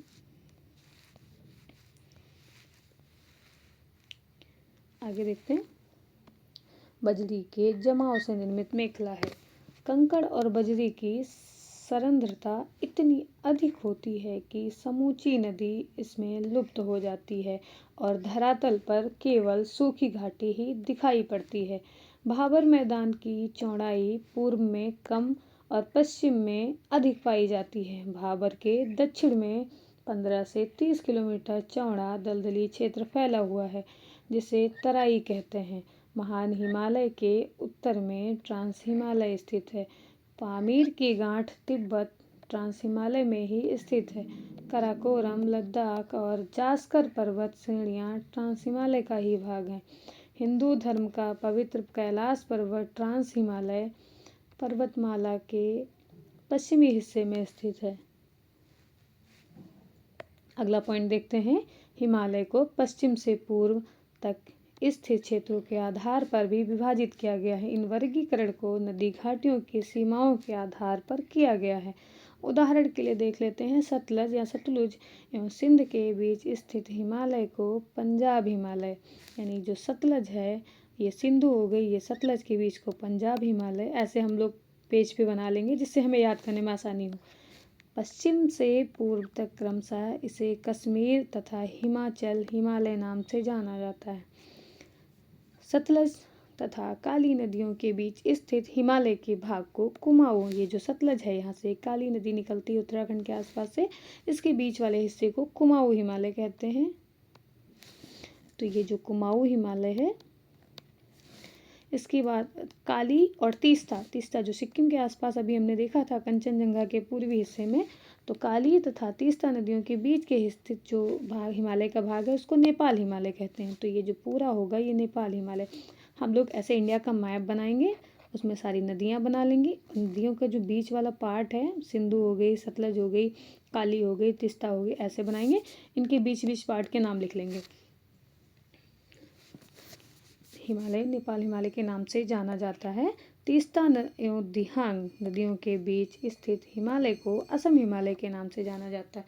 तो हमने देखा था तीस्ता दिहांग जो अरुणाचल प्रदेश में थोड़ी एंट्री करके असम होते हुए जाती है, तो उसके जो हैं और वो फिर ब्रह्मपुत्र की सहायक नदी बनती है, तो उसके बीच का जो पार्ट है उसको कहते हैं असम हिमालय। आगे देखते हैं, ब्रह्मपुत्र नदी हिमालय की सबसे पूर्वी सीमा बनाती है। दिहांग महाखंड यानी कि गॉर्ज के बाद हिमालय दक्षिण की ओर तीखा मोड़ बनाते हुए भारत की पूर्वी सीमा के साथ फैल जाता है। इन्हें पूर्वांचल या पूर्वी पहाड़ियों के नाम से जाना जाता है। ये पहाड़ियाँ उत्तर पूर्वी राज्यों से होकर गुजरती हैं।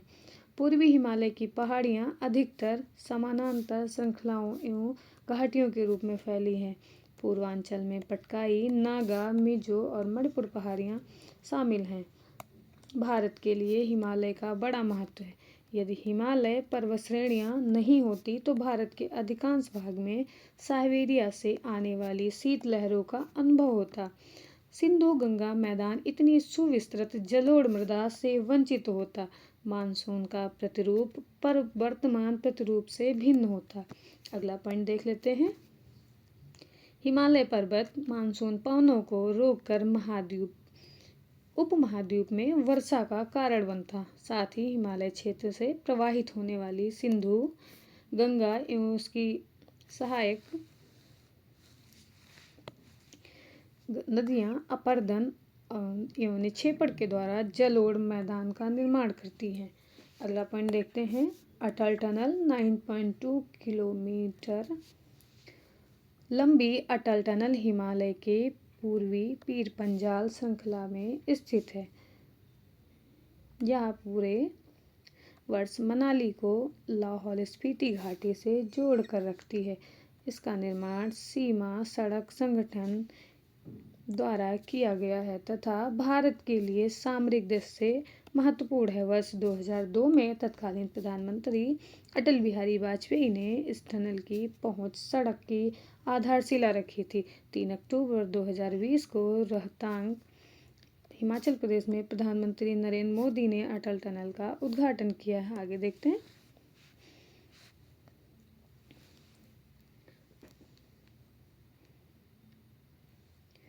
अब देखते हैं हिमालय के अंगदैर्ध्य जो उत्क्रम है। हिमालय में कई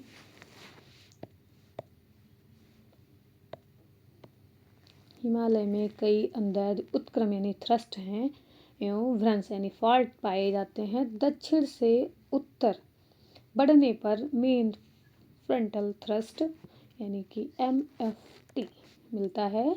MFT यानी मेन फ्रंटल थ्रस्ट एवं MBT main boundary thrust. Main boundary ये MBF होना चाहिए क्योंकि ये फॉल्ट है, थ्रस्ट नहीं। फॉल्ट के मध्य उप हिमालय शिवालिक का विस्तार है। MBT मतलब मेन बाउंड्री थ्रस्ट एवं MCT मेन सेंट्रल थ्रस्ट के मध्य, फिर यहाँ पे मेन बाउंड्री फॉल्ट नहीं होगा, फिर मेन बाउंड्री थ्रस्ट होगा यहाँ पे।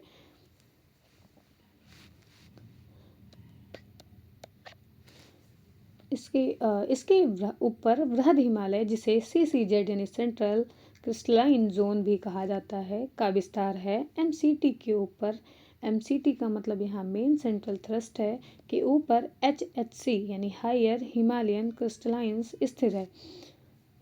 तिब्बत हिमालय यानी कि टेथियन HHC एवं STDS south Tibetan detachment system के मध्य अवस्थित है। इसके ऊपर में सिंधु सांगपो सिंचर क्षेत्र यानी कि इंडस सांगपो सेचुरेशन जोन यानी कि ITSZ अवस्थित है। ITSZ के उत्तर में ट्रांस हिमालय है। इस उत्क्रम क्षेत्रों की अवस्थिति एवं हिमालय भौगोलिक संरचना के कारण यह भारत का सर्वाधिक सघनता वाला भूकंपीय क्षेत्र बन जाता है। इस क्षेत्र के प्लेटों के संचालन के कारण यह भूकंप प्रवण क्षेत्र है। इससे संबंधित क्वेश्चन देख लेते हैं हम एक बार। ये प्रश्न कोश है, इससे क्वेश्चन क्या है? निम्न वक्तव्यों पर विचार कीजिए, सही उत्तर का चयन कीजिए। और कथन एक है कि हिमालय से निकलने वाली सभी नदियाँ सतत वाहिनी हैं, तो ठीक है। इसके बाद कारण है हिमालय अपनी वर्षा का अधिकांश दक्षिणी पश्चिमी मानसून से प्राप्त करता है, तो ये ऑप्शन भी सही है। लेकिन एक चीज़ ध्यान रखना है कि कथन जो है कारण की व्याख्या नहीं करता है। जो कारण है वो कथन की व्याख्या नहीं करता है, यानी कि जो आर है वो एक ही सही व्याख्या नहीं है। तो ऑप्शन बी सही है। हिमालय से निकलने वाली सभी नदियाँ सतत वाहिनी हैं। इसका प्रमुख कारण इन नदियों से उद्गम स्रोत का हिमानियों में स्थित होना है। हिमालय अपनी वर्षा का अधिकांश भाग दक्षिण पश्चिमी मानसून से ही प्राप्त करता है। अतः कथन और कारण दोनों सत्य हैं, परंतु कारण कथन की सही व्याख्या नहीं करता है। क्वेश्चन नंबर 2 देख लेते हैं। कथन है यहाँ पे हिमालय से निकलने वाली नदियाँ सतत वाहिनी है। ये रिपीटेड क्वेश्चन है, तो पहला ऑप्शन कथन सही है। कारण देख लेते हैं, हिमालयी नदियों का उद्गम स्रोत हिमानियों में स्थित है। तो इसके आगे देख लेते हैं। यहाँ पे ऑप्शन जो बी है वही सही है, यानी कि इसका पुष्टि करते हैं हिमालयी नदियों का उद्गम स्रोत हिमानियों में स्थित। जबकि यहाँ क्या था, हिमालय अपनी वर्षा का अधिकांश दक्षिण पश्चिमी मानसून से प्राप्त करता है। तो यहाँ पे कथन सेम है, लेकिन कारण बदला हुआ है, इसीलिए यहाँ कथन और कारण दोनों की पुष्टि भी हो रही और दोनों सही भी हैं। इस प्रकार ऑप्शन बी जो है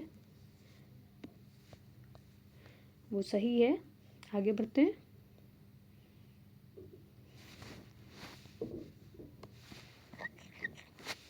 क्वेश्चन नंबर 3 देख लेते हैं। हिमालय की रचना समांतर वलय श्रेणियों से हुई है, जिसमें से प्राचीनतम श्रेणी है कौन सी है? हमें पता है, आपको पढ़ा है, आपने भी पढ़ा था कि बृहद हिमालय श्रेणी जो है सबसे प्राचीनतम है। ऑप्शन सी इसका भी एक बार एक्सप्लेन देख लेते हैं।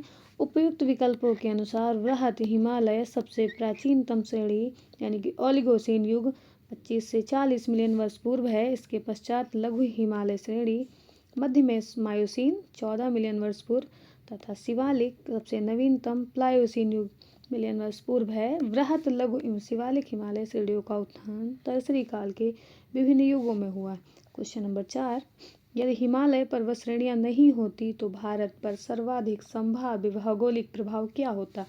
हम देखते हैं, एक बार हमने पढ़ा था कि हिमालय नहीं होता तो क्या होता, क्या प्रभाव पड़ता भारतीय जलवायु पर या भारतीय मौसम पर या भारतीय भूगोल वाले क्षेत्र पर। तो देखते हैं ऑप्शन ए क्या कह रहा है। देश का अधिकांश भाग में साइबेरिया से आने वाली शीतलहरों का अनुभव होता। तो हमने पढ़ा था, ये बात सही है। ये UPSC 2010 में पूछा गया था, प्री का क्वेश्चन है। दूसरा है सिंधु गंगा मैदान इतनी सुविस्तृत जलोढ़ मृदा से वंचित होता। ये बात सही है, इतनी जलोढ़ मृदा नहीं मिल पाती। मानसून का प्रतिरूप वर्तमान प्रतिरूप से भिन्न होता है। ये बात भी सही, इसलिए ऑप्शन डी जो है तीनों सही हैं। इसका एक्सप्लेन देख लेते हैं। यदि हिमालय पर्वत श्रेणियाँ नहीं होती तो भारत के अधिकांश भाग में साइबेरिया से आने वाली शीत लहरों का अनुभव होता। सिंधु गंगा मैदान इतनी सुविस्तृत जलोढ़ मृदा से वंचित होता तथा मानसून का प्रतिरूप वर्तमान प्रतिरूप से भिन्न होता। हिमालय पर्वत मानसून पवनों को रोककर उपमहाद्वीप में वर्षा का कारण बनता। साथ ही हिमालय क्षेत्र में प्रवाहित होने वाली सिंधु गंगा तथा उनकी सहायक नदियाँ अपरदन निक्षेपण द्वारा जलोढ़ मृदा का निर्माण करती। आगे देखते हैं क्वेश्चन नंबर 5 क्या कह रहा है।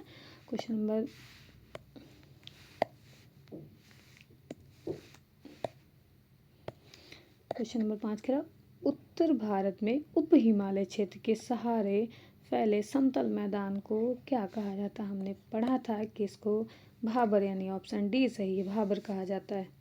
आगे बढ़ते हैं, इसका एक्सप्लेन एक बार देख लेते हैं। तो उप हिमालय क्षेत्र के गिरिपद क्षेत्र में पश्चिम में सिंधु एवं पूर्व में तीस्ता के बीच फैले समतल मैदान को भाबर कहा जाता है। यह सामान्यतया 8 से 16 किलोमीटर चौड़ी हिमालयी नदियों द्वारा अचानक ढाल भंग होने के कारण शिवालिक के गिरिपदी क्षेत्र में की गई कंकड़ बजरी के जमावों से निर्मित मेखला है। क्वेश्चन नंबर 6 देख लेते हैं, हिमालय का पर्वतपदी प्रदेश। तो हमने पढ़ा है कि ये शिवालिक है, हिमालय का पर्वतपदी प्रदेश जो है वो शिवालिक है, तो ऑप्शन बी सही है। हिमालय का पर्वतपदी प्रदेश शिवालिक श्रेणी के दक्षिण भाग पर स्थित है। ये हिमालय की सबसे दक्षिणी श्रेणियां हैं। शिवालिक के उत्तरी ढालों तथा लघु हिमालय के दक्षिण ढालों के मध्य अनेक चौरस तल वाली संरचनात्मक घाटियां स्थित हैं। क्वेश्चन नंबर 7, शिवालिक पहाड़ियां निम्न में से किसका हिस्सा हैं? तो हमने पढ़ा है ये हिमालय का हिस्सा है, ऑप्शन सी सही है। क्वेश्चन नंबर 8, शिवालिक श्रेणी का निर्माण हुआ था? तो हमने पढ़ा था सेनोजोइक, हमने पढ़ा था ना सेनोजोइक, तो क्वेश्चन ऑप्शन डी सही है। शिवालिक या बा हिमालय का निर्माण आज से लगभग 5 से 1.7 मिलियन वर्ष पूर्व प्लायोसीन अर्थात सेनोजोइक युग में हुआ था। क्वेश्चन नंबर 9 कह रहा है शिवालिक श्रेणियों की ऊंचाई। तो शिवालिक श्रेणियों की ऊंचाई लगभग 9 से 1100 मीटर है, और इसमें कोई मैच नहीं करता, इसलिए इसका उत्तर जो है स्टार के रूप में दिया। ये उत्तराखंड पीसीएस में पूछा गया है। आगे इसका एक बार एक्सप्लेन देख लेते हैं। तो उप हिमालय या शिवालिक श्रेणी हिमालय की सबसे दक्षिणतम श्रेणी है। इसकी औसत ऊंचाई 900 से 1100 मीटर है के मध्य है। हालांकि शिवालिक श्रेणियों की ऊंचाई में प्रादेशिक विभिन्नता भी पाई जाती है। क्वेश्चन नंबर 10 देख लेते हैं, कुमाऊं हिमालय निम्नलिखित में से किन नदियों के बीच स्थित है? तो हमें पता है कुमाऊं जो है वो सतलज और काली के मध्य है, और काली से तीस्ता और तक देखना है तो वहाँ पे नेपाल हिमालय था, तो ऑप्शन सी सही है।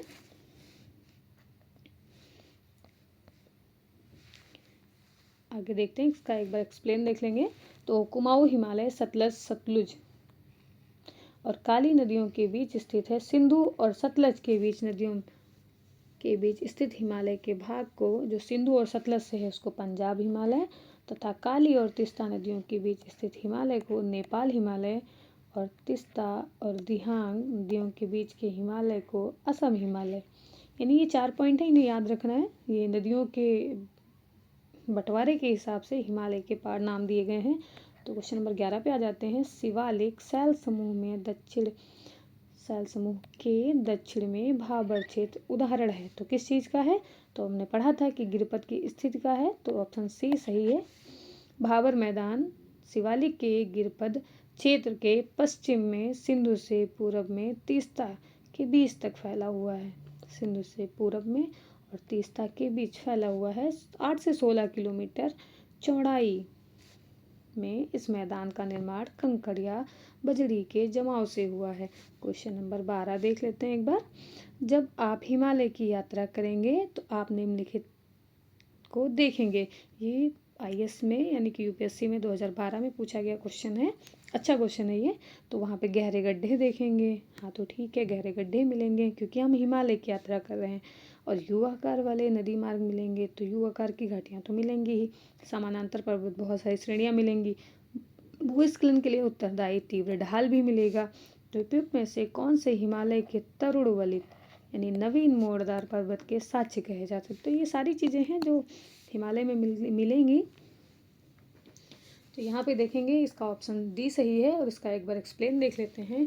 तो सभी हिमालय के नवीन वलित पर्वत के साक्ष्य कहे जा सकते हैं गहरे गड्ढे, यू घुमाव यानी कि यू टर्न वाले नदी मार्ग, समानांतर पर्वत श्रेणियाँ एवं भूस्खलन के लिए उत्तरदायी तीव्र ढाल, प्रवणता जैसे लक्षण हिमालय पर सरलता से देखे जा सकते हैं। नवीन मोड़दार पर्वतों में ये भूआकृतिक लक्षण प्रमुख स्थान रखते हैं। तो क्वेश्चन नंबर 13 देख लेते हैं।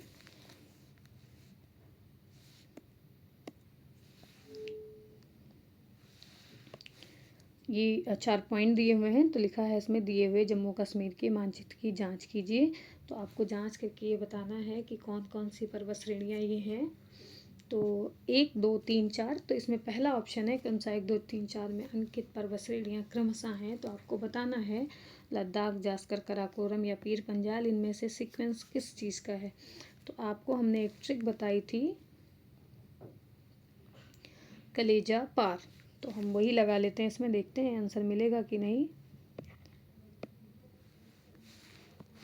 तो ये हो गई कलेजा पार। तो देखते हैं, ये हो गई कराकोरम, ये हो गई लद्दाख, ये हो गई जास्कर, ये हो गई पीर पंजाल। अगर इसका सीक्वेंस मिल जाता है तो आंसर भी निकाल लेंगे। तो ये है ऑप्शन सी में दिया हुआ है सेम, तो इसलिए उत्तर सी सही है। जम्मू कश्मीर 31 अक्टूबर 2019 से पूर्व का यह कश्मीर के दिए हुए उपयुक्त मानचित्र यानी कि 1, 2, 3, 4 में अंकित पर्वत श्रेणियाँ क्रमशः कराकोरम, लद्दाख, जास्कर और पीर पंजाल है। 14, क्वेश्चन नंबर 14 देख लेते हैं एक बार। लघु हिमालय स्थित है मध्य में, किसके मध्य में ये पता करना है। तो लघु हिमालय जो है शिवालिक और महान हिमालय के बीच में स्थित है, ऑप्शन बी सही है।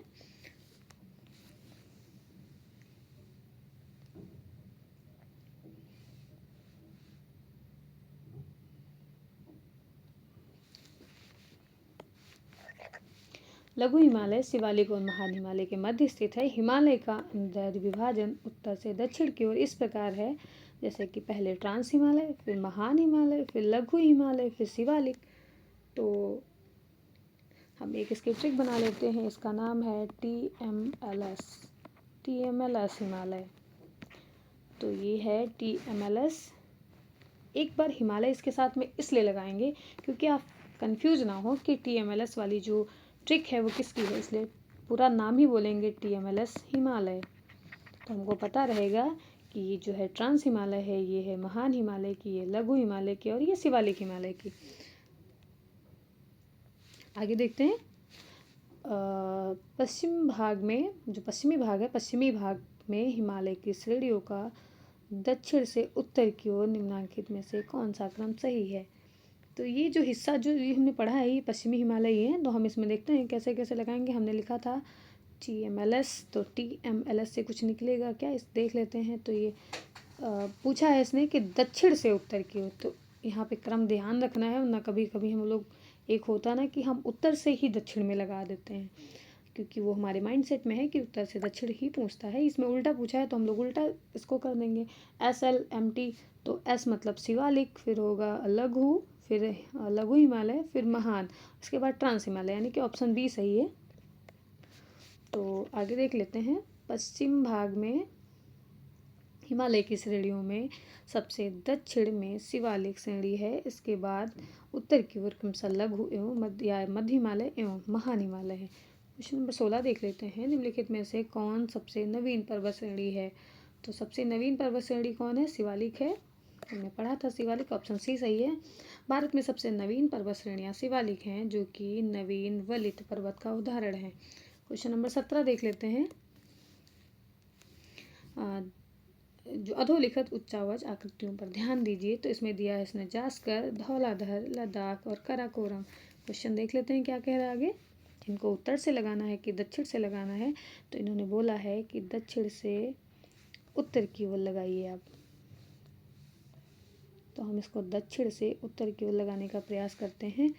तो हमें पता है कलेजा पार, तो उसको उल्टा कर लेंगे। तो यहाँ पे है दक्षिण से उत्तर की ओर, तो उसके बाद है ये हो गया धौलाधर, फिर इसके बाद जास्कर, फिर लद्दाख और कराकोरम स्थित है, इसलिए ऑप्शन ए सही है। कराकोरम, लद्दाख और जास्कर श्रेणियाँ ट्रांस हिमालय में संबंधित हैं, जबकि धौलाधर पर्वत श्रृंखला लघु या महान हिमालय श्रेणी में है। हमने यहाँ पे जैसे कलेजा में 3 आ गई, पार में इसके बाद जो है शिवालिक ये धौलाधर उसके बाद आएगी। तो ये जो कलेजा पार के बाद धौलाधर अगर देखेंगे हम, तो वो शिवालिक इन्होंने बोल रखा है कि ये जो है लघु हिमालय या फिर मध्य हिमालय के बीच में आती है। क्वेश्चन नंबर 18 देख लेते हैं। निम्नलिखित में से उत्तर दिशा की ओर कि क्रम वाली पर्वत श्रेणी कौन सी है। तो उत्तर दिशा की ओर पर्वत कौन सी है, तो उत्तर की दिशा की ओर। तो हम देखेंगे कि पहले पीर पंजाल, फिर जास्कर, फिर लद्दाख, फिर काराकोरम। वही कलेजा पार को उल्टा कर देंगे तो हम दक्षिण से उत्तर की ओर लगा लेंगे। सिर्फ क्रम याद करना है ना, ये चीज़ है, इस पे फोकस करना है। ऑप्शन बी सही है। दक्षिण से उत्तर दिशा की ओर स्थित पर्वत श्रेणियाँ क्रमशः पीर पंजाल, जास्कर, लद्दाख, काराकोरम है। पीर पंजाल पर्वत श्रेणी मध्य हिमालय में स्थित है, जबकि अन्य पर्वत श्रेणियाँ ट्रांस हिमालय में संबंधित हैं। तो ऑप्शन बी सही है। क्वेश्चन नंबर 19, निम्नलिखित समूहों में कौन सा पूर्व से पश्चिम की ओर पर्वत शिखरों का सही क्रम है। तो ऑप्शन बी जो है, जैसे कि कंचनजंगा, एवरेस्ट, अन्नपूर्णा, धौला। ये आप एक बार मैप में देख लेंगे, यहाँ पे मैप, अगर आप का सपोर्ट अच्छा मिला तो हम अगली बार इसे मैप के साथ में समझाने का प्रयास करेंगे। आगे बढ़ते हैं। क्वेश्चन नंबर 20 देख लेते हैं कि उत्पत्ति की दृष्टि से निम्न पर्वत श्रेणियों में से सबसे नवीनतम कौन है। तो आपने तो इसमें कोई पढ़ी नहीं है, इसलिए इसको सबसे पहले तो क्योंकि ये RAS यानी कि राजस्थान का स्पेशल है, तो इसलिए इन्होंने पटकाई श्रेणियाँ दी हैं।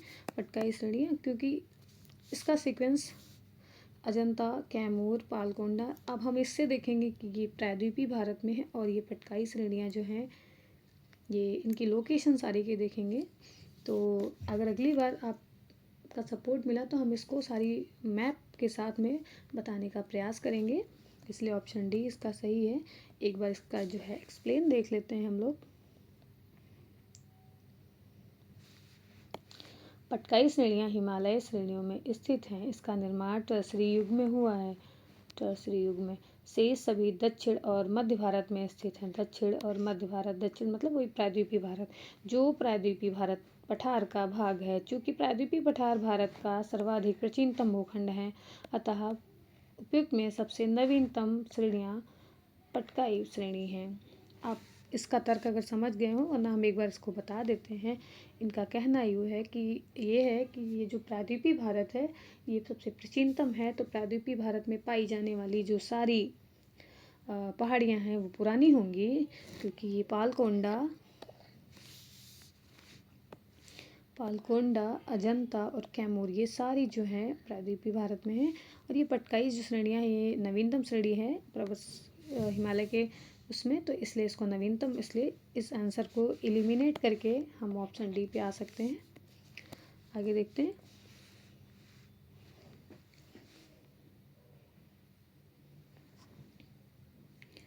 तो क्वेश्चन नंबर 21 है, निम्नलिखित राज्यों में से कौन सा पटकाई पहाड़ियों से संलग्न नहीं है। तो पटकाई पहाड़ियाँ अगर हम मैप में देखेंगे तो देखेंगे किन किन राज्यों से उनका जुड़ाव है, किन किन राज्यों में वो नहीं फैली हैं।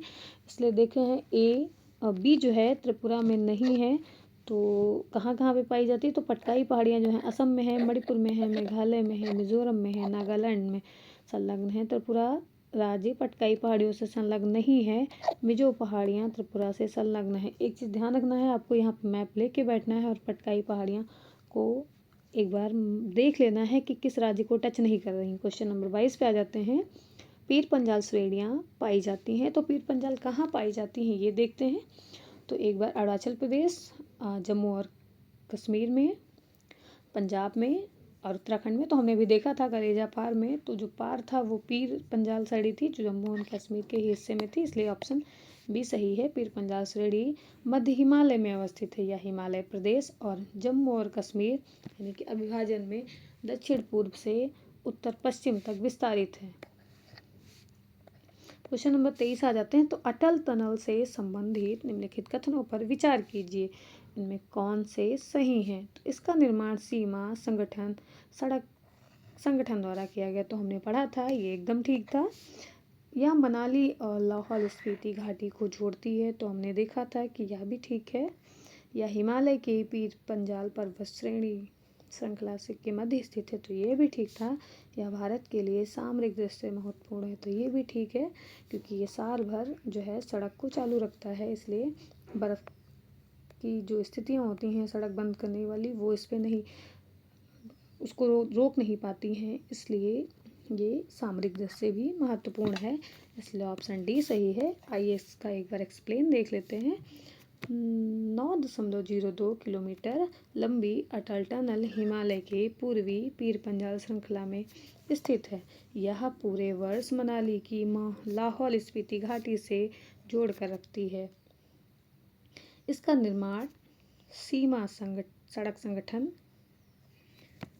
द्वारा किया गया है तथा यह भारत के लिए सामरिक दृष्टि से महत्वपूर्ण है। वर्ष 2002 में तत्कालीन प्रधानमंत्री अटल बिहारी वाजपेयी ने 2002 याद रखिएगा इस टनल की पहुंच सड़क की आधारशिला रखी थी। 3 अक्टूबर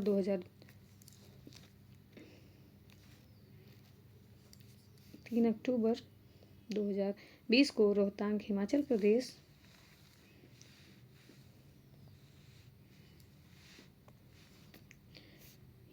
प्रदेश में प्रधानमंत्री नरेंद्र मोदी ने अटल टनल का उद्घाटन किया। आगे बढ़ते हैं।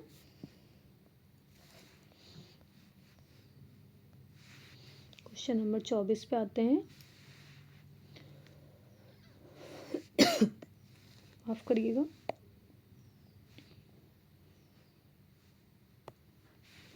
क्वेश्चन नंबर 24, अटल सुरंग रोहतांग हिमाचल प्रदेश की लंबाई कितनी है? तो हमने जस्ट अभी पढ़ा था कि 9.02 किलोमीटर, इसलिए ऑप्शन बी जो है वो सही है। क्वेश्चन नंबर 25 पे आते हैं।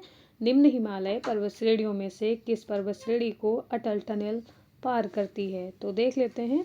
अटल टनल जो हमने देखा था कि वो पूर्वी पीर पंजाल को पार करती है, इसलिए ऑप्शन डी जो है वो सही है। किन दो पर्वत श्रेणियों के मध्य कश्मीर घाटी स्थित है? तो हमने पढ़ा था इससे पहले कि वृहत हिमालय व पीर पंजाल के बीच जो है मध्य कश्मीर घाटी स्थित है, इसलिए ऑप्शन बी सही है। आगे इसका एक्सप्लेन देख लेते हैं एक बार। भारत के जम्मू और कश्मीर 31 अक्टूबर 2019 से केंद्र शासित प्रदेश में स्थित कश्मीर घाटी उत्तर पूर्व में वृहत हिमालय और दक्षिण पश्चिम में पीर पंजाल श्रेणी के बीच स्थित है।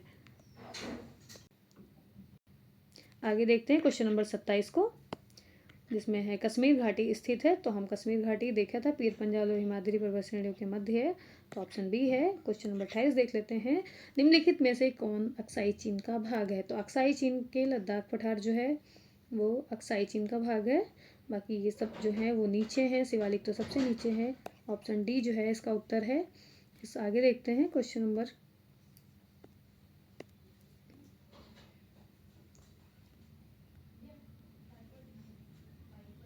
अक्साई चीन जो है की अवस्थिति भारत, चीन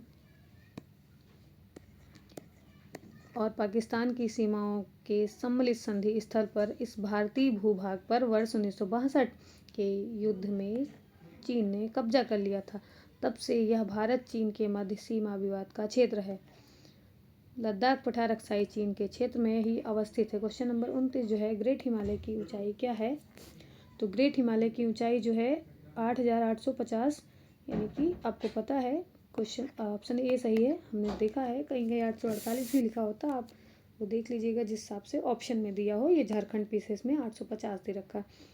इसका एक्सप्लेन देख लेते हैं। महान हिमालय की औसत ऊंचाई 6000 मीटर है, जबकि इसकी सर्वोच्च चोटी माउंट एवरेस्ट की ऊंचाई सागर तल से 8,848 मीटर, लगभग 8,850 मीटर। नेपाल तथा चीन ने माउंट एवरेस्ट की आधिकारिक ऊंचाई जो है, आधिकारिक यानी कि जो किसी मंत्रालय या फिर सरकार के द्वारा ये आधिकारिक है, आधिकारिक ऊंचाई जो 8,848.86 मीटर यानी कि 86 मीटर घोषित किया है, अतः विकल्प ए सही है। क्वेश्चन नंबर 30 देख लेते हैं। हिमालय पर्वतवाची है, तो हिमाचल पूछा इन्होंने, माफ़ करिएगा। हिमाचल पर्वतवाची है तो मध्य हिमालय का ऑप्शन बी सही है। हिमाचल उपयुक्त में से मध्य हिमालय का पर्वतवाची है। मध्य अथवा लघु हिमालय श्रेणी को महाभारत श्रेणी अथवा हिमालय के नाम से जाना जाता है। क्वेश्चन नंबर 31 पे आते हैं।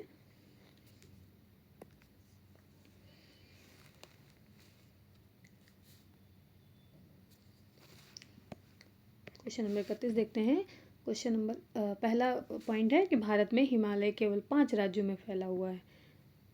तो एक बार देख लेते हैं। अगर इसको आप मैप में देखेंगे तो जान जाएंगे 2 केंद्र शासित प्रदेश तथा 9 राज्य हैं, इसलिए पहला ऑप्शन गलत हो गया। और पहला ऑप्शन गलत होते ही 2 ऑप्शन कट गए। हम देखते हैं पश्चिमी घाट केवल 5 राज्यों में फैले हैं। तो हमें पता है कि पश्चिमी घाट जो है गुजरात, महाराष्ट्र, गोवा, कर्नाटक, केरला, तमिलनाडु, यानी कि इसमें तो कितने 6 राज्य हो गए। तो 6 राज्य यानी कि दूसरा ऑप्शन भी गलत हो गया, इसलिए ऑप्शन 3 केवल तीसरा यानी ऑप्शन बी सही है। ये आप मैप में देखेंगे तो बेहतर समझेंगे। ये 2017 का है, IAS यानी कि UPSC में पूछा गया है। तो भारत के प्रमुख हिमालयी राज्य केंद्र शासित प्रदेश जम्मू और कश्मीर, लद्दाख, हिमाचल प्रदेश, उत्तराखंड, सिक्किम, अरुणाचल प्रदेश, मेघालय, नागालैंड, मणिपुर, मिजोरम और त्रिपुरा हैं। इनके अलावा असम और पश्चिम बंगाल की पहाड़ी क्षेत्र भी इसके अंतर्गत आते हैं। अतः हिमालय का 5 से अधिक राज्यों में विस्तार है। पश्चिमी घाट गुजरात, महाराष्ट्र, गोवा, कर्नाटक, तमिलनाडु और केरल राज्यों में फैला हुआ है। इस प्रकार इसका विस्तार 6 राज्यों में है। पुलिकट भारत का दूसरा सबसे बड़ा, चिल्का के बाद दूसरा सबसे बड़ा लैगून है। इसका विस्तार, पहला चिल्का हो गया, फिर इसका विस्तार तमिलनाडु और आंध्र प्रदेश के मध्य, पुलिकट की बात कर रहे हैं हम, तमिलनाडु और आंध्रा में है। व्याख्यानुसार कथन 1 व 2 गलत हैं, जबकि कथन 3 सही है। पुलिकट झील केवल 2 राज्यों में फैली हुई है, ये पूछा था कथन 3 में, तो ऑप्शन बी सही है। आगे बढ़ते हैं, क्वेश्चन नंबर 32 देख लेते हैं। हिमालय पर्वत श्रेणियाँ निम्नलिखित में से किस राज्य का हिस्सा नहीं है?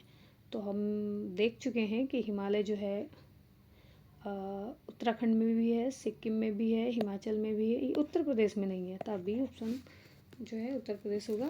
क्वेश्चन नंबर 33 देखते हैं। भारत में निम्नलिखित में से कौन सी श्रेणी नवीनतम है? तो हमें पता है हिमालय श्रेणी जो है नवीनतम है। इसके बाद देखते हैं हिमालय श्रेणी नवीन पर्वत का उदाहरण है। दिए गए विकल्पों में नवीनतम श्रेणी है यही अरावली पर्वत श्रृंखला। भारत में सर्वाधिक प्राचीन पर्वत श्रृंखला है। महान हिमालय को हिमाद्री श्रेणी भी कहा जाता है। 34 नंबर क्वेश्चन देख लेते हैं। निम्नलिखित में से कौन सी भारत की नवीनतम पर्वत श्रेणी है? तो हमने पढ़ा है कि हिमाद्री जो है, इसी को हिमाद्री श्रेणी भी कहते हैं हिमालय को, तो यही सबसे नवीनतम है, इसलिए ऑप्शन ए सही है। आगे देखते हैं, क्वेश्चन नंबर 35 देखते हैं कि निम्नलिखित में से इसमें कथन और कारण दिए हुआ। तो कथन है भारत में सर्वाधिक सघनता वाला भूकंपीय क्षेत्र हिमालय में स्थित है। तो हमें ये पता है कि बात सही है, सर्वाधिक सघनता वाला भूकंपीय क्षेत्र जो हिमालय में है। हिमालय में कई अनुदैर्ध्य उत्क्रम क्षेत्र अवस्थित हैं। तो पता है अनुदैर्ध्य जो हैं जिसमें ध्वनि तरंगे होती हैं, तो ये क्षेत्र अवस्थित हैं, अतः इसी कारण भूकंप ज़्यादा आते हैं। इसलिए कथन और कारण दोनों सही हैं, उनकी सही व्याख्या भी करते हैं, इसलिए ऑप्शन ए सही है। आगे बढ़ते हैं, ये जो पूरा ये एक्सप्लेन है ये हम आप पहले देख चुके हैं, तो इसकी ज़रूरत नहीं है, आप इसको पीछे जाके देख सकते हैं। इसलिए क्वेश्चन नंबर 36 पे आते हैं, क्योंकि हम यहाँ से टाइम बचा के कुछ 10-15 क्वेश्चन और कर सकते हैं। क्वेश्चन नंबर 36 पे आते हैं। मणिपुर पहाड़ियों से घिरा इम्फाल बेसिन एक सुंदर उदाहरण है। तो इम्फाल बेसिन काहे का है? सरोवरीय मैदान का। ऑप्शन नंबर ए सही है, जो मणिपुर पहाड़ियों से घिरा है। इम्फाल बेसिन याद रखिएगा, इम्फाल बेसिन सरोवरी मैदान यानी कि तालाब तरीके से कुछ होगा, सरोवर मतलब तालाब, तो ऐसे इसीलिए इसको तालाब। पूर्व में किसी झील के अस्तित्व के कारण तलछट जमाव में निर्मित मैदान सरोवरी मैदान कहलाता है। कश्मीर घाटी एवं इम्फाल बेसिन इसके उत्तम उदाहरण हैं। ध्यान रखिएगा, कश्मीर घाटी भी और इम्फाल बेसिन भी, वहाँ दोनों जगह सरोवरी मैदान पाए जा सकते हैं। इसमें बस गाद का जमना है, तलछट मैदान में जमाव होता है। क्वेश्चन नंबर 37 पे आता है। हिमालय पर्वत श्रेणी के संबंध में निम्नलिखित में से कौन सा कथन सही है? तो हम देखते हैं, मुख्य हिमालय की परतदार चट्टानें जीवाश्महीन है, ऑप्शन 1। ऑप्शन 2 है कि लघु हिमालय की परतदार चट्टानों में समुद्री जीव जंतुओं के जीवाश्म मिलते हैं। ऑप्शन 3 है बाह्य हिमालय या शिवालिक हिमालय में मानव सभ्यता के अवशेष मिले हैं। तो हम आगे बढ़ते हैं, इसके ऑप्शन देखते हैं। तो यहाँ पे हम देखते हैं कि ऑप्शन बी सही है, जिसमें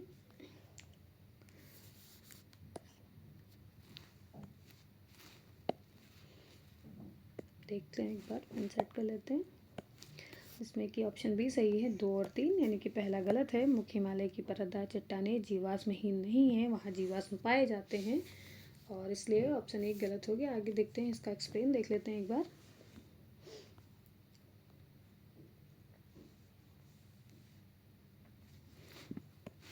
ऑप्शन बी सही है, इसका एक्सप्लेन है। ये क्वेश्चन यूपीपीसीएस में पूछा गया है। मुख्य हिमालय की परतदार चट्टानें जीवाश्महीन नहीं है, वहाँ जीवाश्म पाए जाते हैं, अथा कथन एक असत्य है। लघु हिमालय की परतदार चट्टानों में समुद्री जीव जंतुओं के जीवाश्म मिलते हैं। बाह्य हिमालय या शिवालिक हिमालय में स्थित बुर्जहोम गुफकराल में मानव सभ्यता के, ये गुफकराल एक हिस्ट्री का भी पॉइंट होगा, बुर्जहोम और गुफकराल में मानव सभ्यता के अवशेष प्राप्त हुए हैं। इस प्रकार कथन 2 और 3 सही हैं। आगे देखते हैं क्वेश्चन नंबर 38, हिमालय के किस भाग पर करेवा भूआकृति पाई जाती है? तो हम करेवा जो है वो देखते हैं कि कश्मीर हिमालय में करेवा पाया जाता है, वहाँ पे करेवा भूआकृति पाई जाती है, इसलिए ऑप्शन डी सही है। हिमालय के कश्मीर हिमालय भाग पर करेवा भूआकृति पाई जाती है। ये तलछट निक्षेप के रूप में पाए जाते हैं। यह क्षेत्र जाफरान यानी केसर की खेती के लिए प्रसिद्ध है। केसर की खेती हमें पता है कि करेवा भूमि पे होती है। क्वेश्चन नंबर 29 पे आते हैं, कैलाश पर्वत निम्नलिखित में से किस क्षेत्र में अवस्थित है? हमें पता है कैलाश जो है वो तिब्बत में है, हम लोग पढ़े थे, यहाँ पे वीज़ा लेके भी हम लोग जाते हैं, तो ऑप्शन बी सही है। कैलाश पर्वत की अवस्थिति चीन क्षेत्र में अवस्थित है। यह हिंदू धर्म में पवित्र तीर्थ स्थल के रूप में माना जाता है। आगे देखते हैं क्वेश्चन नंबर 40, निम्नलिखित पर्वत श्रृंखलाओं में से कौन सी हिमालय पर्वत श्रेणी में अवस्थित है? तो हमें पता है हिमालय पर्वत श्रेणी में हमें अन्नामलाई हमें पता है ये यूपी भारत की है, तो इसको काट देते हैं। ये तो ऑप्शन कट गया, तीसरा भी कट गया, इसलिए जो आंसर है हमारा बी। इसको एलिमिनेशन मेथड, यहाँ पे हम एलिमिनेशन मेथड लगाते हैं कि एक अगर ऑप्शन अच्छे से पता हो तो हम पूरे उत्तर को निकाल सकते हैं। ये यूपीपीसीएस में पूछा गया 2022 यानी लेटेस्ट क्वेश्चन है। तो यहाँ पे देख लेते हैं एक बार इसका एक्सप्लेन।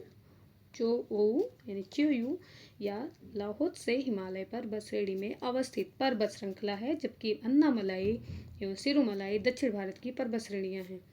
आगे देखते हैं,